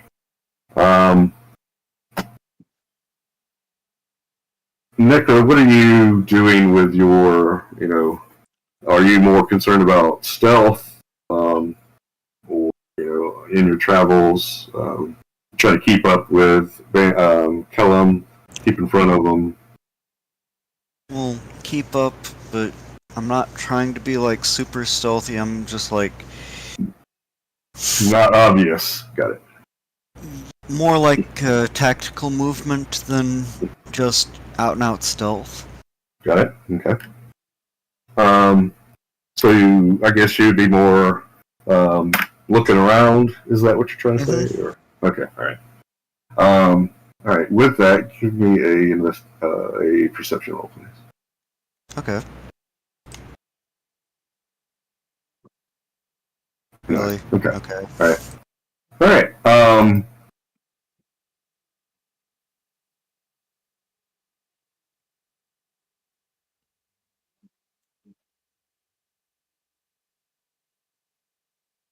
Okay.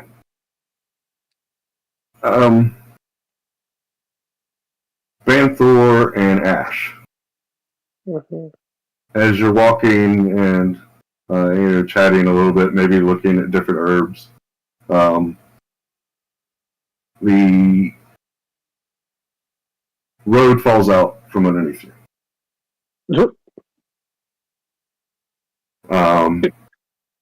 And you fall. Just like that. Just like that. Don't know if you could do anything before I start rolling dice. I don't have anything. Gotcha. This is a large enough area that there's no dodging to get to jump for anything. This is a 20 by 20 area. It just drops, and the Banthor, you hear a click, and you're falling, and that's it. Do I have enough time to just yell help or oh no or something? Yeah, you definitely have enough time to go, to say anything, oh crap, or anything like that. But yeah, with your awareness and your perception, you hear it, but there's really nothing unless you have something special. There's really nothing you could physically do. You're falling. Mainly just trying to warn the rest of everybody if they're within earshot, just like help me. Yeah. As you fall, you both take 6 points of bludgeoning damage. As you fall into a tangle of vines and that have some thorns on them, and also long, wide, broad leaves, and these little sucking tentacles that kind of grapple onto you, and kind of take you in a little bit to the middle of this patch of this patch of vines and such. So you've been not currently entangled, but you are being entangled. So you fall into it. It breaks the fall basically. So you fall like 15 feet and then hit this patch of brambles, and then it starts to writhe and grab onto you. You're able to call out as you fall. Ash, yes. Yeah, she has the same reaction, kind of like what the heck? Right. So some 25 feet or so behind you, Kellum and Necker, you hear your party, the back party, yell out, and you swing around, and they're not there, and you can see this large hole now in the road where somehow you missed it before as you were walking through. Mm-hmm. Suddenly, the criticism of the bagpipes went silent behind me, and I had to turn to look and see. Kellen will immediately drop the bagpipes, gingerly, of course, not to ruin them, and rush over to the hole, seeing them down there. He'll begin fishing out the rope that he has in his backpack. Okay. Above you, directly almost, you hear, "Do not resist," and Draconic. And Draconic. Mm-hmm. I will respond in Draconic. Resistance is life. And draw my sword. The voice that called to you in Draconic wasn't a yappy kobold either. Wasn't? Was not. Okay. Okay. Kind of deep, was it? Not large or anything, came from a medium-sized creature. Okay, since I'm in the trees, Um, can I see go the ahead. critter, or... You would need to roll a perception check. Okay.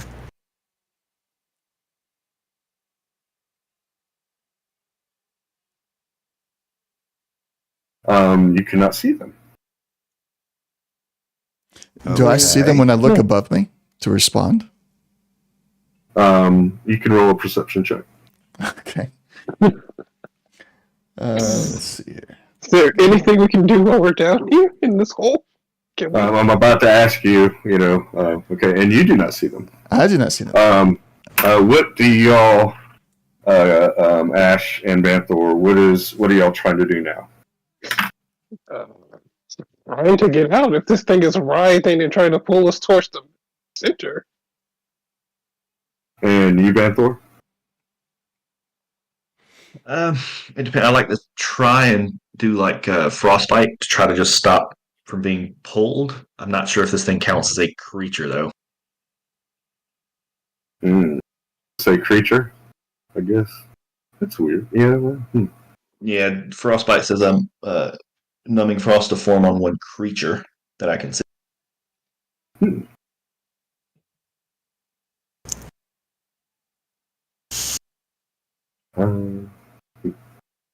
I'll let it fly. That's fine. So is that what is that? Like a con save or something like that, or? Yeah, Constitution save where they take damage. I'm really trying to just. I'm assuming this thing probably has water in it, so I'm just trying to make Slow it the really process. cold so it stops. It can't really move too well within that area that I've cast. Got it. So Ash, as you're trying to struggle against it, you feel the vines tighten on you, and the thorns press onto your skin. They're not into your skin, but on, kind of threatening. You also notice that there's these suckers, like an octopus almost, vines that start attaching to you. And they're not doing anything outside of they just seem to attach to you. Does this thing seem alive? Like, it seems that it could be that it is alive, or it could be that it's being controlled, or it could be that it's a spell. You're at this point, while you're struggling, that's what you're trying to do, and do that. yeah, she would stop as she feels it like closing, like trying to tighten around her. She would stop struggling and start trying to figure out like what this thing is. Okay. You can perception, investigation, arcana. Give me one of those if you like. Okay. Banthor, what's the damage on that?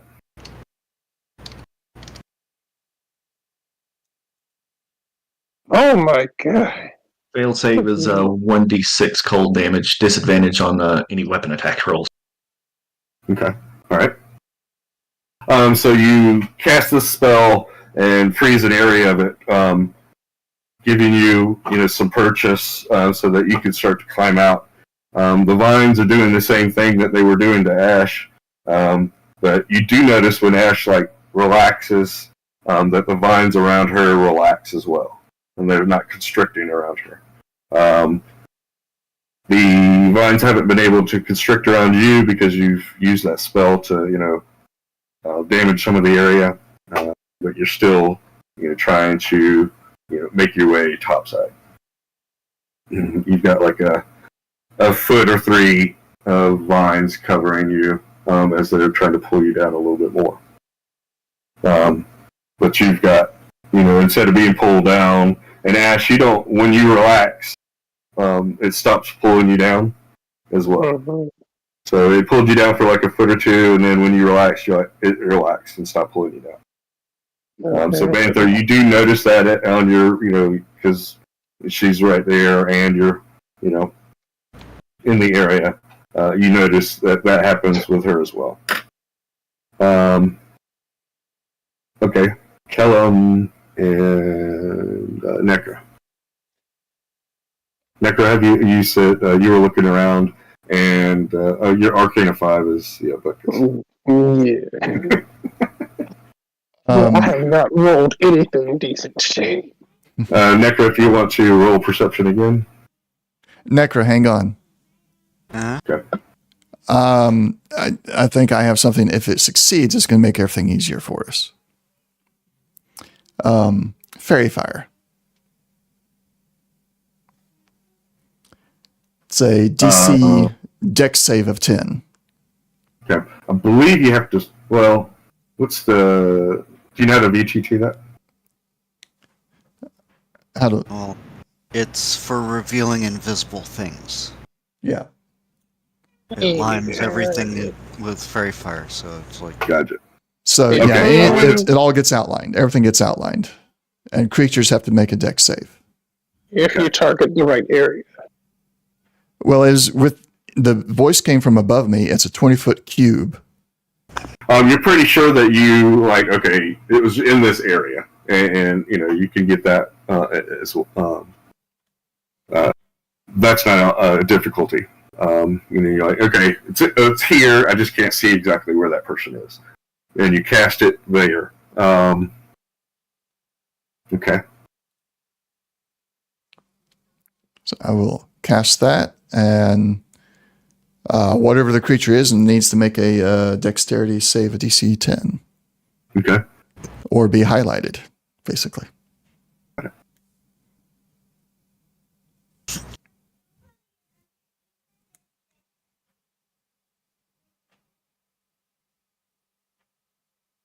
Holy crap! They rolled I was making a roll with disadvantage. Oh, with because disadvantage. Okay. Yeah. So they rolled a 10. So they meet it. So they beat it. But Okay. you do see that they're, now that you throw this up there, you can kind of see. I don't see what that was. You see an area that looks like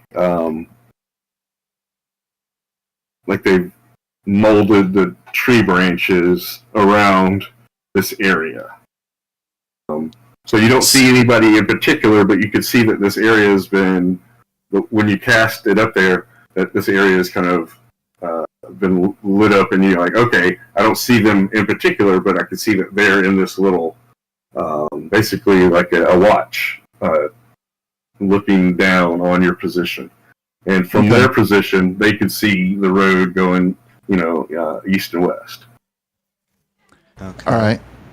I'm going to take one of my hand axes, put it into the ground firmly, tie the rope around it, and toss the other end down the hole. Okay. I'll let you do that after. Let's see. So that was. Is that an action to cast that? Fairy fire. Um, All right. So you cast that. Pull out your hatchet and put it into the ground. Next turn, we'll get into roping and such. I already had the rope Necro? out on my last turn. I got it. I gotcha. Okay. All right. You're interacting with your environment. You start to you tie the rope around the hatchet and then throw it down. Yeah. Is that what you're doing? Okay. And if it helps, I'll sacrifice any movement this turn. Yeah, I'll you stay basically 6'1". that's what you do. You walk up to it, throw down the hatchet as your act, like a bonus action, and interact with your environment, throw the rope down. Nikra, he throws the spell up, and you can see the area that they're in. Roll perception again. All right. There you go. So you could see where this individual is. You see a green-skinned dragonborn standing in a tree. He has a staff in his hand, and he's got a cloak, and a lot of bibbles and baubles on his attire and such. He doesn't look like a warrior, but he looks like he has some authority, just in his stature and such. He's looking directly at you as you see him, and when y'all make eye contact, he says,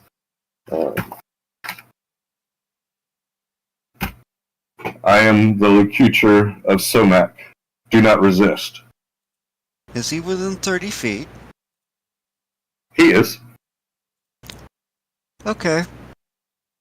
Bamf. Alright, so you bonus action. I'm nose to nose with him. Okay. When you ramp over, you notice that there are two kobolds of good stature holding, they're not holding, but they have their sword and shield. They also have some armor on as well. You didn't notice them, though they are kind of outlined as well. Okay, well, since I'm nose to nose with him, I'm like, well, we're not part of your group. We have no interest in your group, and you're trespassing in our forest. So, you can leave, or you can die. Lady Vinanuk wishes an audience with you. And I guess that's my turn.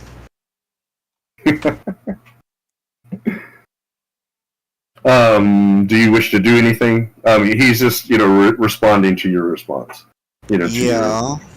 Such. No, actually have something I want to do. Unfortunately, I think we're getting ready to be in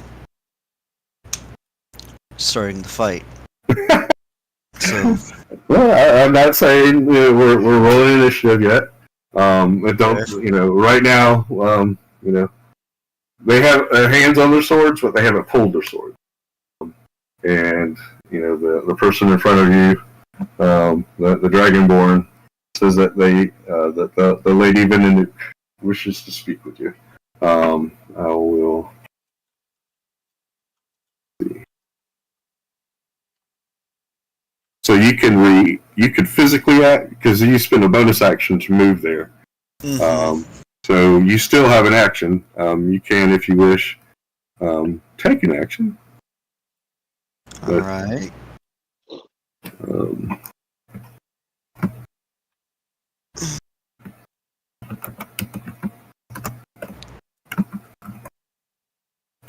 Well, so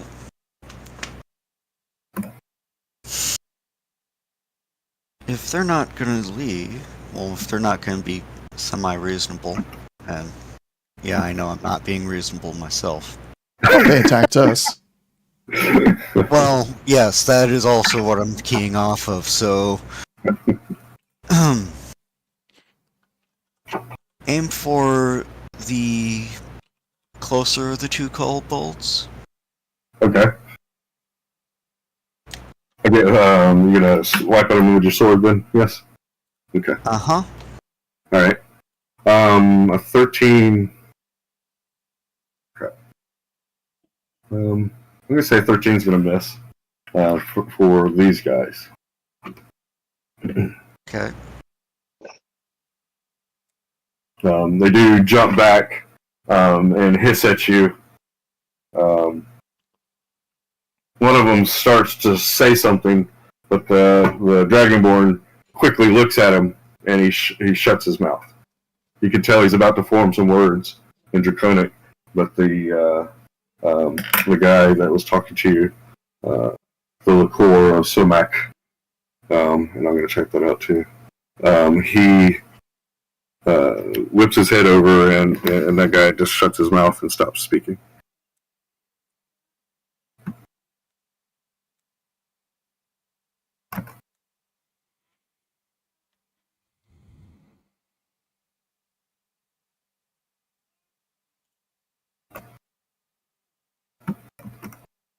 Oh, Sumac. Excuse me.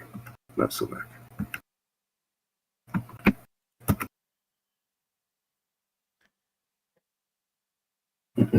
So I'll put those in. The voice of Sumac. Okay. Yes, the voice of Sumac. Okay.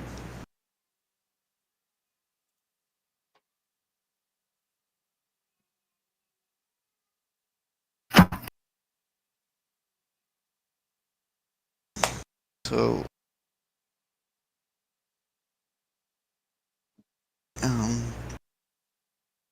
next. Okay. After you swing at them, you hear some rustlings in the tree around you.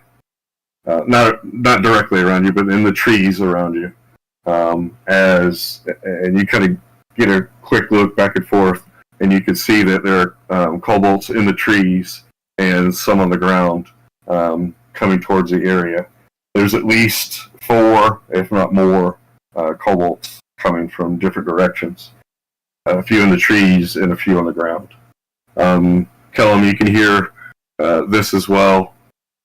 That around you, you're being surrounded by a few, 4, maybe 6 kobolds. Good. Right, They should go small. get 6 more, and then it'll be even fight. Right.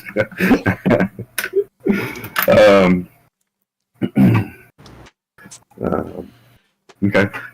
Ash and Banthor. Mhm. Do we see the rope drop down?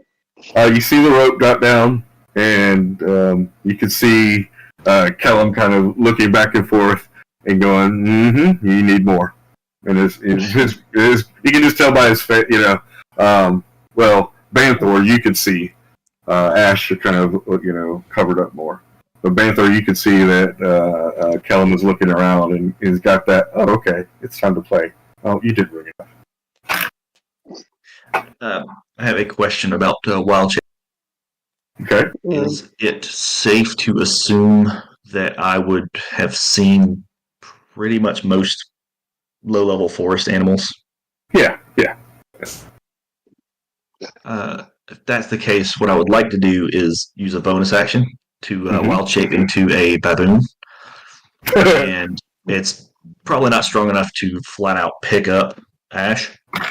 So I would want to turn into a baboon, get the rope, and go over to Ash, and just pretty much ready in action to help both of us climb out using the rope. Okay. So you spend your bonus action to wild shape. Grab the rope with a incidental and use your action to move over to where Ash is. Roll athletics.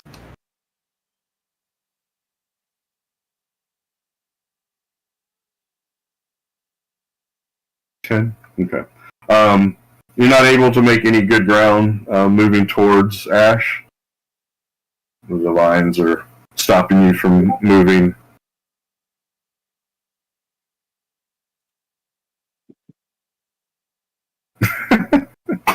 If you want to change, Jane, Nectar, if you want to change, that does not hurt my feelings. They will be an issue. Wouldn't we be using the baboon strength? Yes. Because what's the, do you have the baboon's stats there? I do, and it is strength of 8, so -1. Ooh. Interesting. Mm. I would have thought it would have been bigger than that. A baboon? Mhm.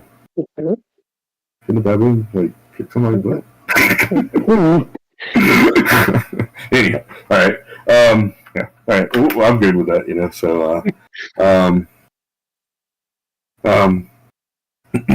thought it would have been higher. yeah, I know, right? Ash, anything in particular? Yeah, she's good. She has no strength, but is there a way she could kind of try to? I'm trying to find a way to be able to use like acrobatics because I'm better at that. Better at dex than athletics. Is there a way she can like kind of wiggle her way? Wiggle. loose? Sure. If you want to use acrobatics. Let's see. I guess I wasn't thinking about the climbing speed. Banthor, roll with advantage. We'll do it that way. So give me another athletics. Well, we're waiting for Ash to... A 15? Okay. Okay, alright.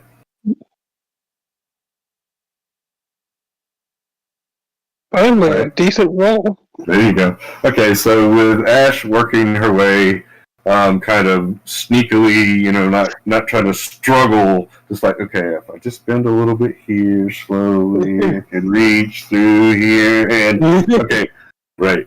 So now, Banthor, you do have a hand on Ash's hand, and then next turn we can start going from there.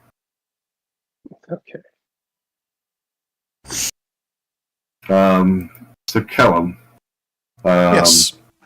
Banthor has changed into a Baboon. and grabbed the rope and is nimbly kind of jumped a little bit here and there and has you could tell that he's reached down and by his reaction you can see that he's got a hand on something. Most likely it's Ash. Okay. What do you want to do? And then we'll go to Necro.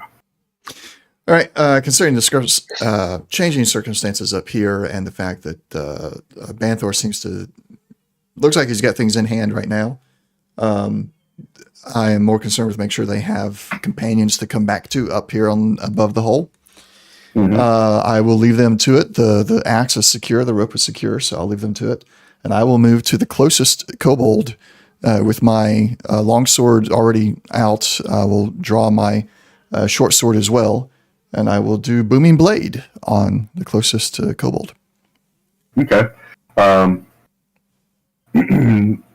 These are not well armored. They have spears and pretty easy combat on these guys. Mm-hmm. Go ahead and roll. You have to roll an attack for that. I can't remember exactly. Yes, booming. It's basically just the sword attack, but it's got the booming blade. Okay, got it. Okay, If I remember correctly. Mm-hmm. That's a cantrip. 12. Yes. Cantrip, yes. Okay. So it's a 12 to hit. 12 will hit these guys. All right. And it'll be the slashing damage. So 7 damage. Okay. Yeah, you cleave him pretty much. Is there another one close by that I can reach with my short sword offhand? Or do I have enough movement left to get in range of one? You have enough movement. You cast a cantrip. Oh, that's right. Yeah, it's not like a normal attack. So, yes. So the booming blade takes up my bonus. Is it a bonus action? No. It's an action. It's an action. Yeah, so you have a... Right. Yeah, as part of the attack, you make an attack. So, yeah, that's your action. You do have a bonus action, but you can't... You can't offhand. Do you have to... to do two weapon fighting, you have to do the attack action, and then you can use your offhand as a bonus action. Okay. But you use booming blade, which is a cantrip against a spell. Got it. What feat do you have that does the two-handing? What feats and/or skills do you have for two-handed fighting? Two weapon fighting. When you engage in two weapon fighting, you can add your ability modifier. So you got two weapon attack. fighting, and you have a feat. I'm looking. I think I do. Dual wielder lets you use Yeah, two dual wielder. non-light weapons, Got and it. two weapon fighting lets you add your modifier to your offhand. Mm-hmm. Gotcha. I don't mind you still using a bonus action to use your offhand for an attack. Even though you've cast a spell, you're not like making two attacks. I don't like the. I guess I don't like the restriction of, having that as a restriction. So Yeah. I don't mind, Okay. And that's what your character's built on is two-handed fighting. So I'm not going to restrict that situation. Okay. Especially it's a cantrip, and part of the cantrip is attacking somebody. So because of that, yes, you can run over with your movement and attack somebody with your offhanded weapon. All right. So I'll go to the next closest kobold then. That's within my movement range, and swing with my short sword. 12 to hit. All right, that hits. All right. And 7 piercing damage. Okay, you stab him right in the throat, and his eyes roll back in his head, and he falls off before you even really pull back. He falls off your blade. You do see that they had spears, and they were a little surprised when you attacked. They run up to you. It didn't look like they were bloodlust or anything, but they were running up to you, and then you attacked. You're like, they're attacking, and you cut them down. And I'll give a roar, a battle cry, after the second one goes down. Okay. Altaran. If I'm allowed, I would try to throw some intimidation in with that. But I know Okay. my actions. You can roll intimidation, and I'll make the DC high. Okay. Because that would be more of an action kind of, but.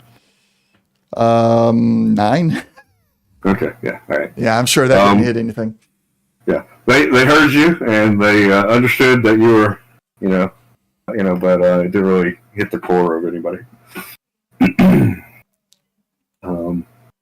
You hear some squirrels. The birds, has everything. Necra. All right.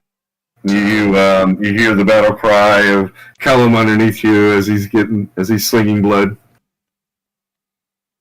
All right. Well, so now for the Dragonborn. Okay.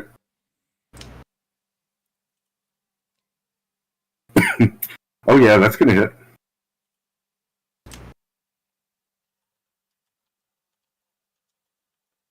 Is that 7 slashing? You don't get the sneak attack because you don't have the recruits for that, correct? Yeah, I don't have.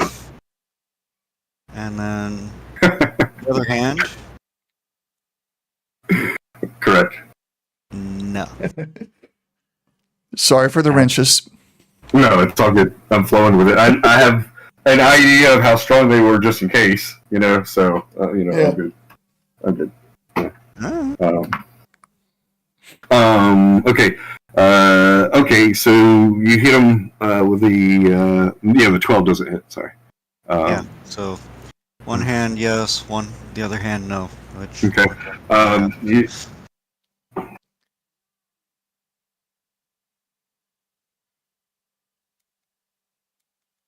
Benathor, how many hit points do you have? As a baboon, a whopping 3. Oh no, I mean Oh. your character, Banthor. Currently at 16. Okay, so you have like 20 something odd, 22, 24. Force max. Yeah. Okay, all right.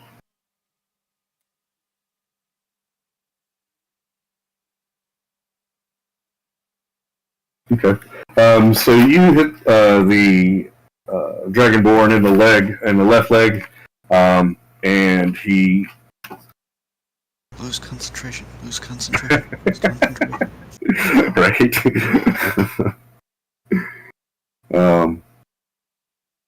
For that. Oh yeah. Okay. He does lose concentration. You guys in the pit. All of a sudden, the vines stop trying to pull you in, and they relax and just kind of stand naturally. As you can tell that that the animation that is going on these vines has stopped. The little suckers that were stuck to you kind of slip away and kind of shrivel up. They look like that was like an added something that was going on with the spell. He reaches down with his left hand to grab his leg, and Second slash is a little too high. he's like, oh, and he falls down to his knees. He raises his staff and says that he is the voice of the queen of the hive, the protector of the Dragon Maw forest, the one that she who sees. She wishes an audience with you. Are we able to get out of the hole now easier? Yes, y'all can. When it's going to come up to your turn, especially with Banthor as a damn it, doesn't matter. Baboon, y'all could climb up the rope real easy. He, with his help action and his normal climbing speed, he would be able to take you out of the hole. I'm just kind of wanting to see if there's any vocal between Necra or Kellum, and then we'll get to you. And he's taking a defensive posture. Can we hear what's going on up there? You can tell that there's some combat. You can hear this, kind of, because he says it loudly. You see the two fighters, kobold fighters that are there, Nectar. You can see them holding the swords, and they're like waiting to see what you have to say. If you truly seek peace, don't come at us with the weapons drawn. Lay them down.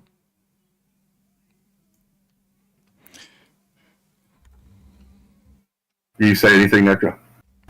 well, I'm kind of looking at the Dragonborn like, our people have been here longer than your queen. We have been the ones guarding this forest for longer than, well, since the fall. And just leave it at that.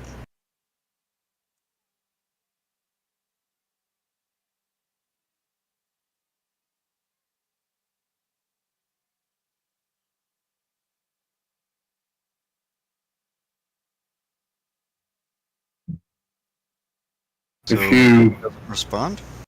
yeah, I was just getting there.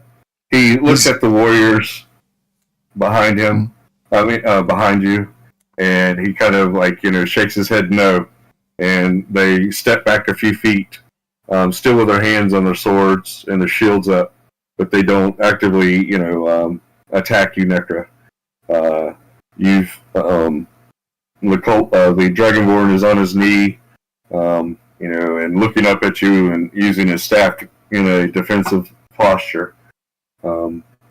He says, "The lady saw you coming this way, and we wish to speak with you.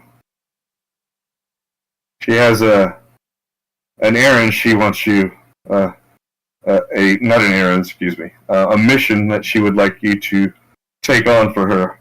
She thinks that you are innocent and you need to see the world.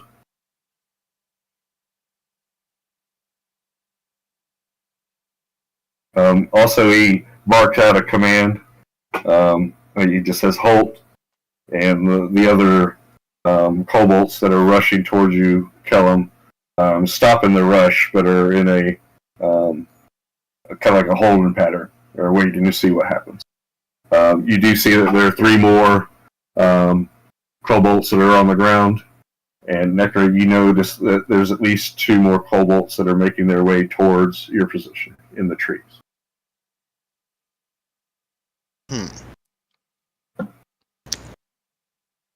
And all of these kobolds are green-skinned. Figured. Kind of look down and like, well, I'm not the one you should be talking to. In fact, you should never have started this. And just staying there, swords drawn, waiting. I hear Necro say that. I'll look up at the Dragonborn, just enough to where he knows I'm speaking towards him. I still have my eyes on the kobolds that are surrounding me. Gotcha. You're Your pitching your kobolds. voice that way. Gotcha. Huh? You're pitching your voice that way. I gotcha. Yes, and I'll speak in Draconic to him. Okay. Your soldiers are surrounding us. That is an imminent threat to us. However, I am surrounded, which means your men have nowhere to run. If you want to talk, you will stand down. I will not see another weapon pointed in my direction or towards any of my companions. If that happens once, I will end all of you.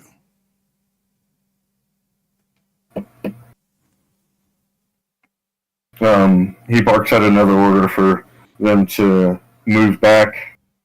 The 2 upstairs, 2 warriors upstairs, they'll move back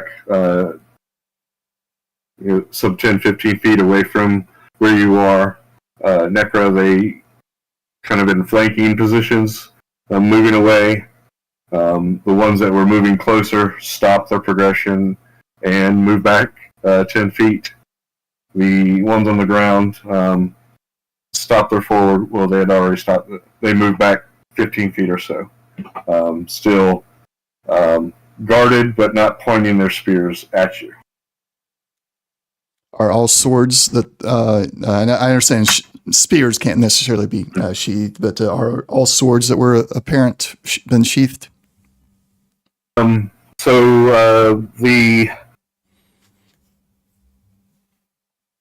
they even draw them?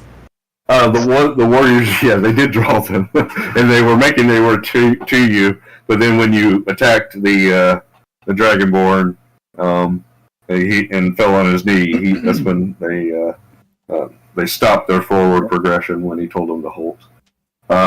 They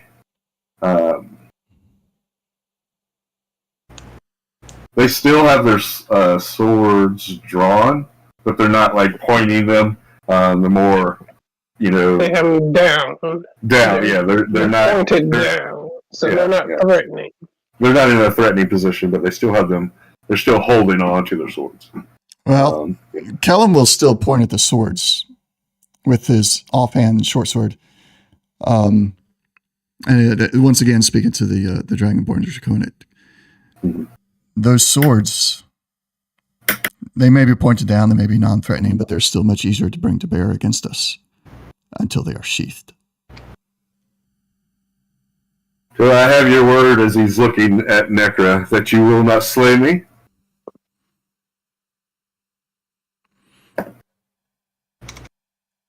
I'll give Necra a nod. And as soon as it's my turn, Yeah, go for it. step 1, 2 paces, however many necessary to get between branches, and drop. Like Okay. Drop to the ground. Ground. Yeah. Yeah, gotcha. Okay. So you step away from him, tentatively making sure, kind of like a disengage, and though he's not actively trying to attack you, and drop to the ground. The kobolds that are there on the ground move back further and hold their spears, kind of upwards, and you notice as you were moving away, those guys were putting away their sword because they could see that you were, just kind of moving out of the area. Then they sheath their swords as you start to drop down. I'll motion for Necro to help Banthor and Ashura finish getting out of the hole while I sheath my weapons and turn to face the Dragonborn.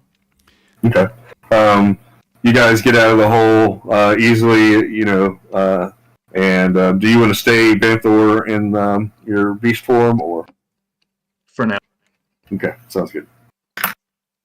If nothing else, it's 3 hit points. It'll take a shot. One less attack. Right. So you're standing there at the lip of the pit there. It's well made contraption with boards, and it actually looks like they used the slabs to continue the feel of the road, so it didn't interrupt or anything, making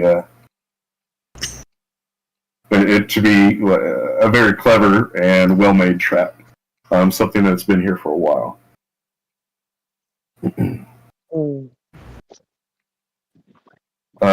The kobolds that were on the ground kind of start moving into the forest, and the Dragonborn, with the help of one of the other kobolds, is tending to his wound and looking down at you. You can see a form of like green light shine in his hand as he touches his wound, and you can tell that the blood is stopping from bleeding. While he's doing this, he looks down at you, Kellum, and takes a survey of the group and just says that the Queen of the Hive, the protector of the Dragon Maw Forest, she who sees, wishes your help. Once out and up and surveys the area, she looks like right up at him, locks eyes with this Dragonborn, and her eyes are an icy blue. Okay. You want to roll intimidation? You got a +3. Yeah, sure, I'll give it okay. Yeah, but she isn't happy about that. So a 4. Oh, no, that's not. That's 12? 11. Oh, 11. Excuse me, that's a little different. So you get the message across, definitely. It doesn't, seem to make him react heavily, but he's like, he could see the piercing glaze and understand that, maybe they did step across the line or something. So. And the only thing she says is, there's easier ways to ask for help. We wish to show our strength. Or lack thereof. Leverage, yes. The Queen... and exasperated dragons. The Queen told me that you would be here on this road, and I thought it would be clever to use this trap that we have not had the opportunity to use. And then Ash is going to point to the 2 that got killed, the 2 kobolds. Did they think it was a good idea? Do they still think it's a good idea? It is for them to follow. Alright. Your queen better have a damn good reason for this. We are waiting for the details of this mission. There is a temple, let's call it, to the south of your grove that contains an orb the lady wishes.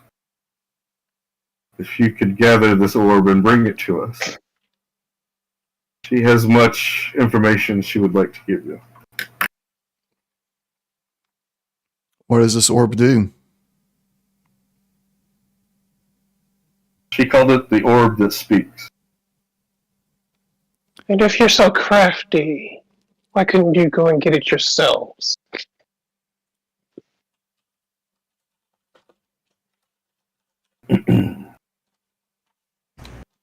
We have sent others there, and it seems that there's something in our blood that keeps us from being able to reach deep within the temple. Kellen will look over at Banthor in his current form at the sound of the orb of, what was it, the orb of telling? The orb that speaks. The orb that speaks. At the sound of that, kind of like raising an eyebrow over to Banthor, just kind of like, have you heard of, does this sound familiar or anything like that? Does that sound familiar to you?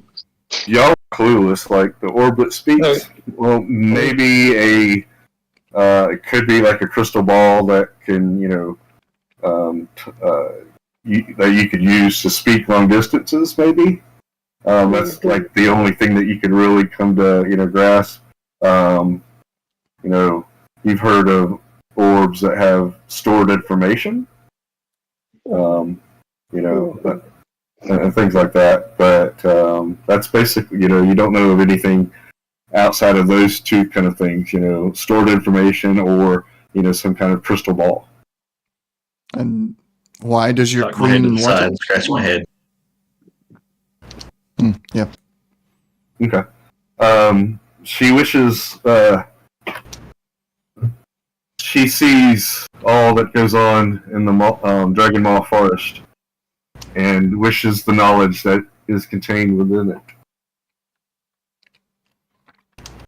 What kind of knowledge does it have? Are we going to give it to her and she becomes a overbearing ruler of these lands?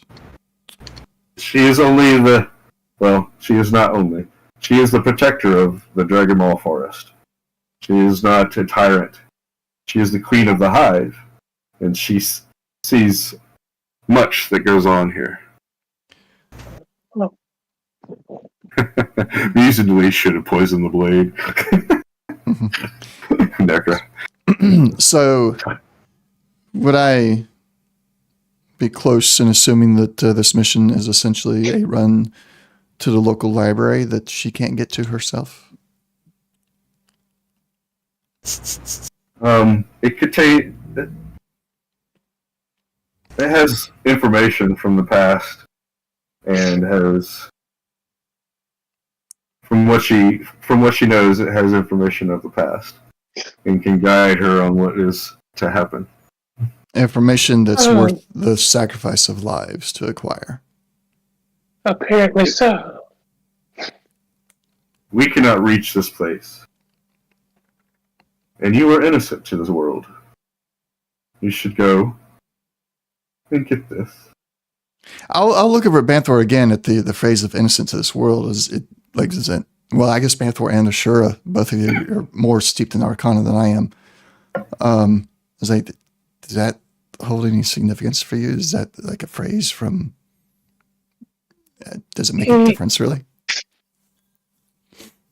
What he means is that we seem more gullible in doing this thing for them.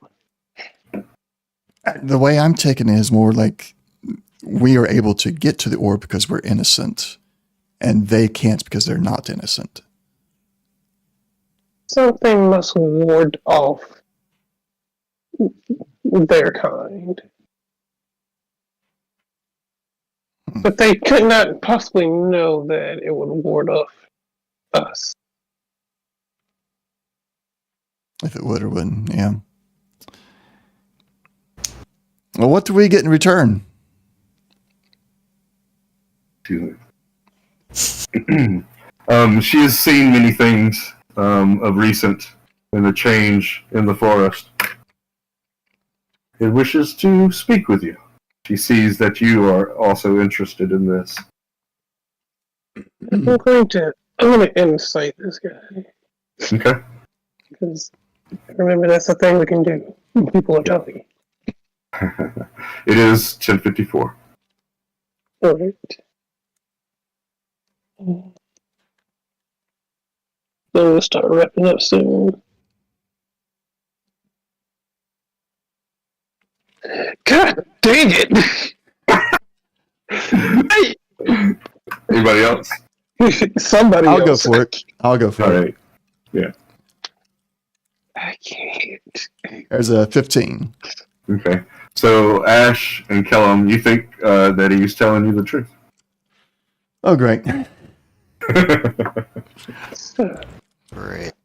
So now it's possible we both failed, and we just think that, or I succeeded, and we don't know. Somebody get a 20. I know, right?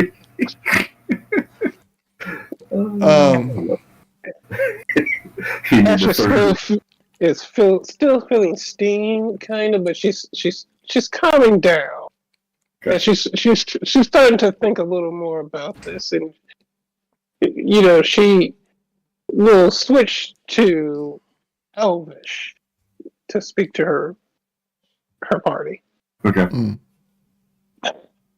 while keeping an eye on the Dragonborn as she starts to speak to see if he picks up what she's saying or not.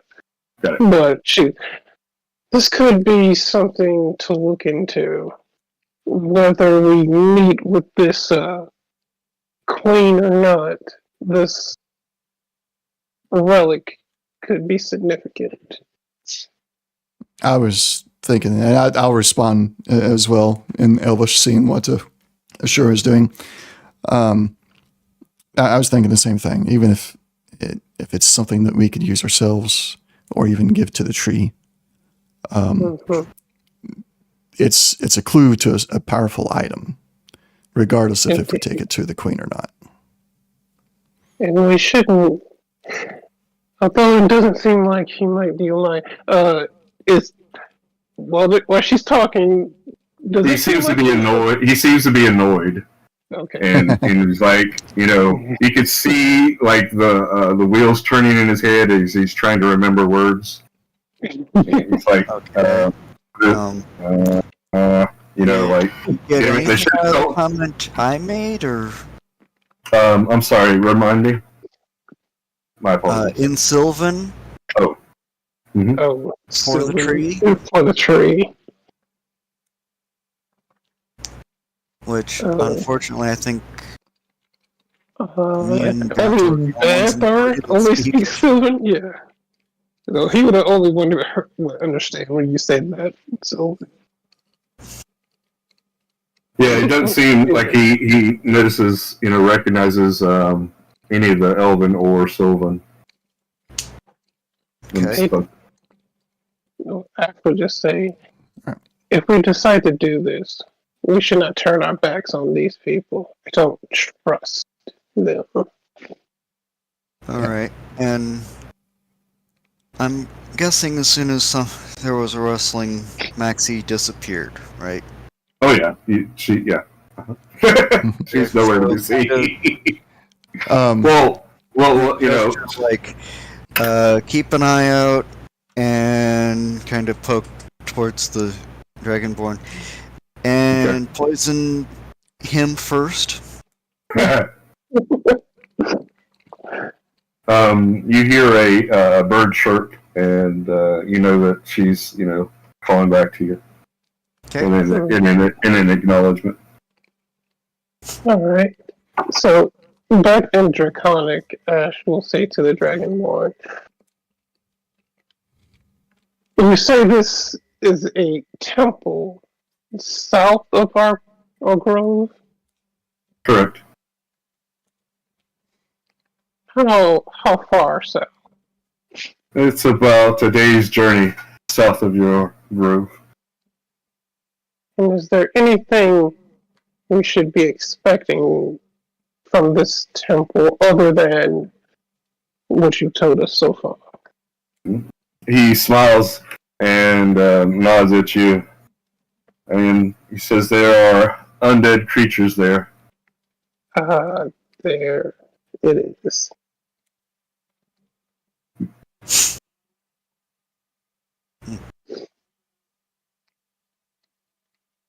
And so, Ash just kind of gives a look at Kellum and Necra and then Banthor that's on Kellum. Like, what do you think about dealing with the undead? Banthor, roll intelligence. Yeah, you should be able to roll like an intelligence saving throw. Okay. You kind of figure when he's saying innocent to the world that the group is ignorant to the world.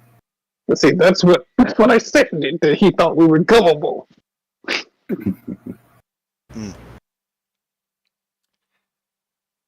So I hate to do this, but we're at least Yeah, as far as it's Kellum's 11. concerned, I've got a table the discussion. Kellum's kind of on think the same way you are, Ashura, on like we just grab it and kind of play it by ear. But I've got to get going. We got right, New totally Year's understand. stuff we're gonna do. Yeah. So thank you for Thank the you, game, sir, GM. Thank you, sir. You Appreciate guys, all you do for us too. Yep, not a problem. You all have a good day. We'll talk to you in a couple of weeks. Next year. Mm-hmm. Next year. Yep, next Oh year. yeah. All right. Yeah. Well, Happy New Year's. Happy New Year. Y'all take care. Later. All right. Thank you, everybody, for joining us today. We will be back, I think, maybe this Saturday. Potentially. We got Fallout and the D&D. We'll be continuing every other Friday, or every other Saturday and every other Sunday. I'll be back tomorrow with X4. Tomorrow is going to be the station building stream. So we're going to be checking out some station building in X4, simply just doing station building. So until then, thank you all for joining, and we'll see you next time. Bye.